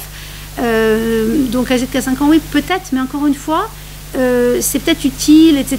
Mais pour faire les courses, voilà, je vous donne un exemple. Il y a une femme qui m'a appelé, elle me dit, voilà, j'ai acheté j'ai besoin d'une voiture pour faire les courses, même si son mari n'avait pas besoin pour aller au travail, et elle non plus. Mais c'était pour faire des courses. Et je lui ai dit, c'est un peu dommage, parce que le prix de la voiture, c'est-à-dire que le coût de la voiture, à peu près par mois, entre la dépréciation, parce que de toute façon, même si vous achetez un véhicule d'occasion, il se déprécie. Donc l'assurance, les petits problèmes, parce que justement c'est d'occasion, il y aura des problèmes, il faudra réparer, etc. L'essence, les parkings, quand vous additionnez tout ça, c'est souvent 1500 shekels, 1000, on va dire peut-être 1000 shekels, jusqu'à 2000, en fait tout dépend de votre consommation. Et puis, si vous devez prendre un prêt et pour acheter le véhicule, vous allez devoir rembourser le prêt. Donc, je lui ai dit à cette dame, eh bien moi, il me semble que juste pour aller faire les courses, c'est un peu dommage. Donc, moi, je conseille, en tout cas au début, tout dépend où vous habitez, mais a priori, non, vous savez ce qu'on peut faire pour les courses. En tout cas, c'est ce que moi je fais, parce que j'ai pas de voiture. Je vais à pied, je fais mes courses à mon super discount, et je me fais livrer. La livraison, 25 shekels, ni vu ni connu, très très bien, très pratique, ça coûte 25 shekels. Quand vous n'avez pas de voiture et vous ne voulez pas prendre de voiture, c'est 25 shekels par super, donc c'est pas non plus des sommes considérables. Et puis voilà, j'ai pas de voiture enfin, moi personnellement ça m'a jamais dérangé. Mais c'est pour ça que, enfin, je vous dis, c'est quand même des gros montants la voiture. Donc attendre un petit peu avant d'acheter la voiture, c'est aussi une bonne chose. Voilà. Donc, il y a d'autres questions?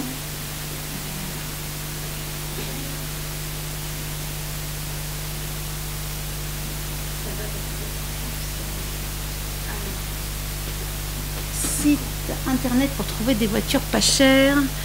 Il y a quelque chose qui s'appelle, il y a le site, hein, j'ai oublié le nom, il y a un site internet qui est comme un peu, ça va revenir, le nom il est sur le bout de la langue, c'est un site où en fait c'est un site où il y a en fait tous les prix un petit peu, qui vous dit combien doit coûter une voiture telle marque, de tel âge, avec tant de kilomètres, etc. Donc c'est très très bien ce site pour savoir, pour pas se faire rouler, mais c'est vraiment le site référence dont j'ai oublié le nom, mais je suis désolée. Mais bon, c'est vrai qu'il y a des... Non, je suis désolée, ça ne revient pas, mais si ça revient, je vous le dirai. Je crois qu'il y a une autre question.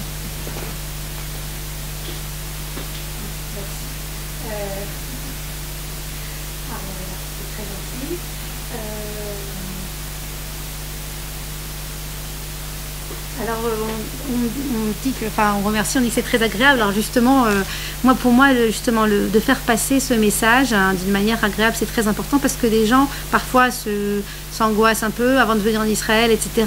Mais je suis persuadée qu'on peut faire passer le message d'une manière agréable, parce que vivre en Israël, c'est vraiment une expérience extraordinaire, et c'est dommage de tout voir sous le côté argent. C'est-à-dire que l'argent, c'est un moyen pour arriver où on veut arriver. C'est pas une fin en soi. Et donc voilà. Et donc c'est pour ça que c'est nécessaire, hein, l'argent, mais c'est accessoire en soi.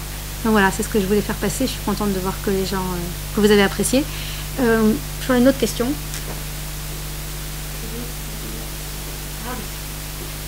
On me demande quelle est la meilleure façon de faire transférer ces euros de France en Israël. Alors là, moi je pense que le mieux, c'est de voir avec votre banque, parce que ce soit votre banque en France, votre banque ici. Ce qui est important, c'est, voilà, je ne sais pas si j'en ai parlé, mais c'est de trouver des personnes de confiance, c'est-à-dire si vous voulez ouvrir une entreprise par exemple, et un bon expert comptable, vous voulez transférer de l'argent de France, quand vous êtes ici, avoir un très bon interlocuteur à la banque. Je pense que le mieux, c'est vraiment ça, c'est enfin, avant de venir ici, on veut faire transférer de l'argent, qui est le contact en Israël. Très important d'avoir quelqu'un, vous l'appelez pour savoir est-ce que l'argent est arrivé, qu'est-ce qui se passe. Moi, j'ai une expérience à la banque, voilà, par exemple, il y a aujourd'hui à la banque des comment on appelle, enfin, vous n'avez pas toujours des gens au téléphone, vous n'avez pas toujours un interlocuteur. Et je connais quelqu'un une fois qui a voulu faire un transfert, et on lui a donné au téléphone, parce que c'était pas quelqu'un qui travaille à Londres, ce sont des services en ligne comme ça. Donc on lui a donné un mauvais numéro de IBAN, vous savez, le numéro pour transférer l'argent. Et alors la personne ça n'a pas marché, elle a perdu de l'argent avec le change, le taux de change, etc., en euros, etc. Et pourtant il y avait une cassette qui avait enregistré la conversation, qui prouvait que la personne au téléphone avait donné le mauvais numéro. Et après donc il a fallu faire des pieds et des mains pour cette personne à récupérer la différence de taux qu'elle avait perdu. Donc c'était assez effarant. Donc c'est pour ça que je saurais trop vous conseiller d'avoir un interlocuteur à la banque ici pour que les choses se passent le mieux possible. Voilà.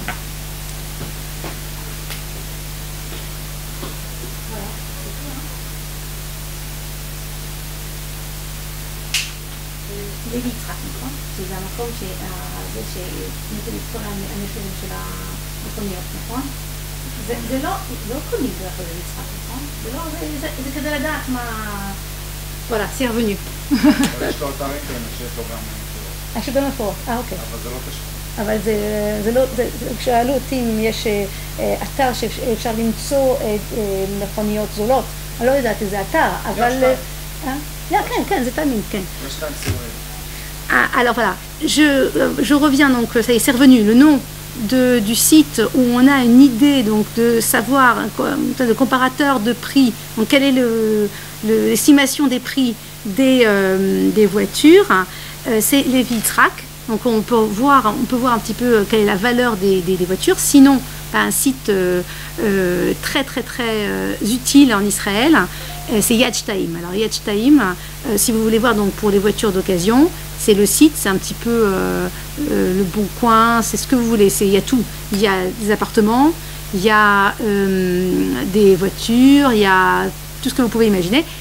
Alors le problème de Yad Shtaim, j'en ai pas parlé, j'ai entendu, je ne sais pas si c'est vrai, que ce Yad Shtaim, Yad, donc YAD 2, Yad c'est YAD2.co.il, il n'est pas toujours possible de se connecter, je pense qu'il n'est plus possible de se connecter à Yad Shtaim de la France. Alors je ne sais pas, essayez en tout cas ici ça marche, mais ce genre de contenu n'est pas disponible dans votre zone géographique, je ne sais pas, regardez, mais Yad Shtaim c'est le site, parce que par exemple pour les appartements, en tout cas pour les locations, ça vaut le coup de regarder en Yad Shtaim, parce que là vous avez les particuliers, c'est comme particulier, vous mettez, les gens mettent leurs biens et qui en location et les gens qui veulent l'appartement appellent, donc c'est un très bon site.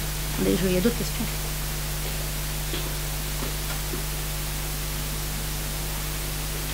Alors, les coordonnées de l'association, c'est pas anonyme. Alors pour le moment on possède, il n'y a pas vraiment pas anonyme, enfin quelque chose en français, enfin sur le site, vous pouvez rentrer dans le site, pas anonyme, PAAMONIM.co.il, pas anonyme. Je crois que c'est ce co.il. En tout cas vous cherchez pas anonyme, PAAMONIM, et c'est bon. Et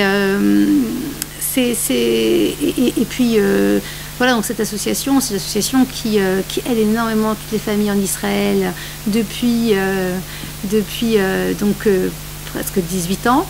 Et, au niveau des francophones, eh bien, on n'est pas énormément de bénévoles francophones au sein de pas anonyme.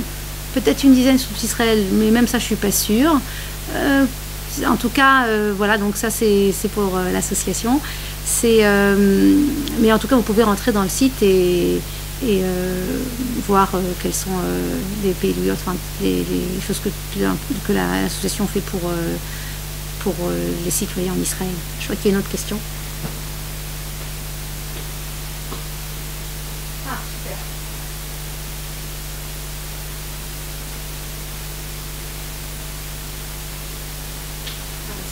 Très bien. On me dit que Yad Shtaim fonctionne de la France, alors vous voyez, c'est formidable, c'est une bonne nouvelle. Donc voilà, vous pouvez rentrer dans Yad Shtaim. Et ça, c'est vraiment une très bonne adresse à connaître, parce que c'est un moyen extraordinaire de savoir, voilà, si vous voulez acheter même d'autres choses d'occasion, c'est le site. Enfin, il y en a d'autres en tout cas, en ce qui concerne, il y a Win-Win, enfin il y a d'autres sites en tout cas pour les appartements, etc. Mais Yad Shtaim c'est quand même le site leader. Maintenant, oui, Levitrack. Alors Levitrack c'est le nom, alors je ne saurais pas, j'ai pas sur moi, vous voyez, on me demande donc les coordonnées de l'Argus, donc des voitures. Levitrack, je ne l'ai pas, mais peut-être demander au monsieur ici qui fait le son. Levitrack c'est הכתובת של האתר. אני אשמח. לא, של לוי יצחק. ווין-ווין. ווין-ווין? ככה זה ווין-ווין? נקודה סביב נקודה? של לוי יצחק. ווין-ווין.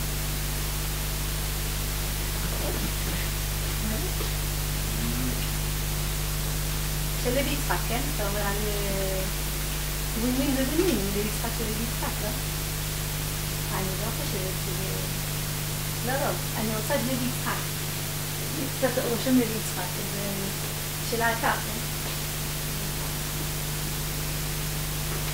Alors, on me pose une autre question. Est-ce qu'il est intéressant de faire un cadre parce qu'ils sont chers? Alors là, je vais vous dire, tout dépend de ce que vous voulez amener avec vous. Si vous pensez, parce qu'en fait, il faut faire toujours des comment on appelle ça en français, hein, des petits codes kedaï, faire vérifier qu'est-ce qui est le plus kedaï. Je peux vous dire en hébreu parce que qu'est-ce qui vaut le plus le coup.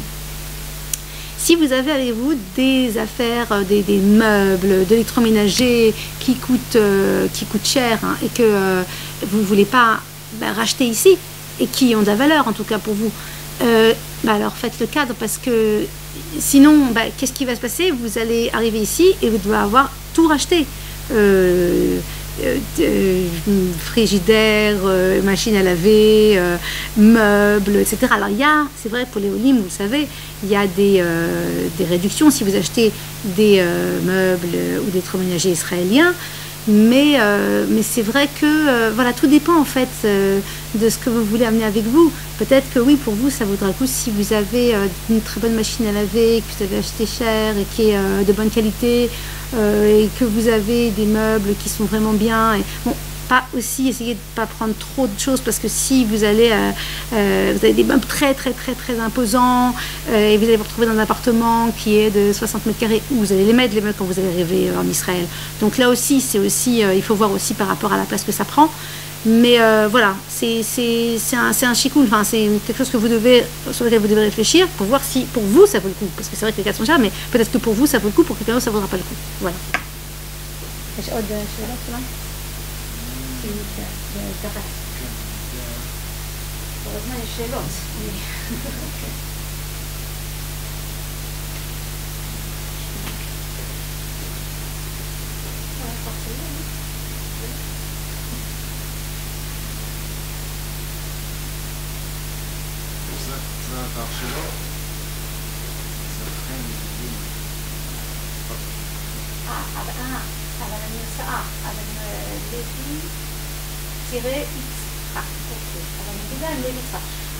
On m'a donné.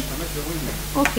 Alors, on m'a donné le site Levitzrak, c'est Levi tiré du milieu itzhak.co.il. Donc voilà, donc ça c'est pour l'Argus des voitures. Voilà, je crois que ça y est, en tout cas avec les questions, puisque voilà, on va remercier.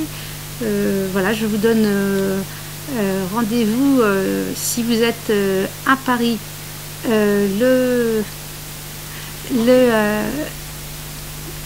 si vous êtes à Paris le 17 mai, j'y serai et je donnerai une conférence sur le budget qui sera peut-être aussi un peu différente de celle-là. Enfin, ce sera à peu près la même chose, mais un peu différente aussi. Et puis le lendemain, on sera à Genève. Le jour d'après, donc le 19 à Strasbourg, et le 20 à Anvers. Voilà. Je vous remercie et je vous souhaite Be'atzlacha à tous ceux qui veulent venir en Israël.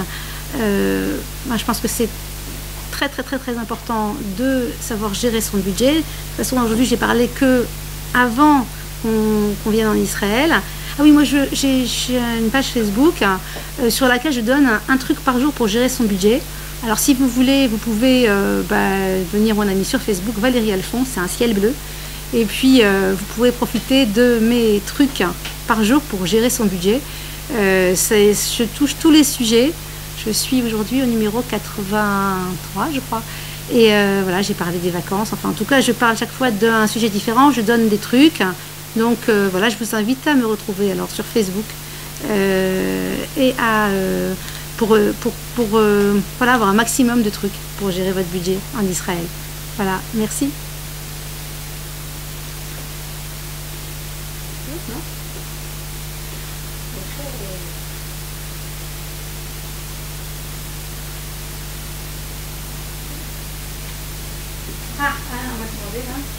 Voilà, c'est pas une page Facebook, c'est ma page en fait, en tout cas, c'est pas une page pro, c'est une page, vous cherchez Valérie Alphon, Valerie,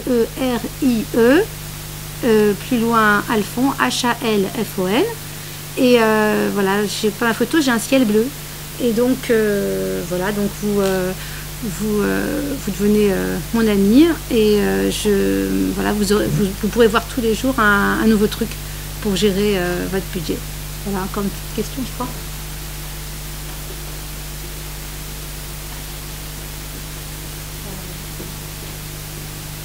En tout cas, voilà, oui, il y a des gens qui ont rajouté des choses sur, si vous voyez sur la page donc, du chat, il y a d'autres, quelqu'un a mis Homeless, enfin, c'est vrai qu'il y a d'autres sites auxquels vous pouvez, que vous pouvez contacter.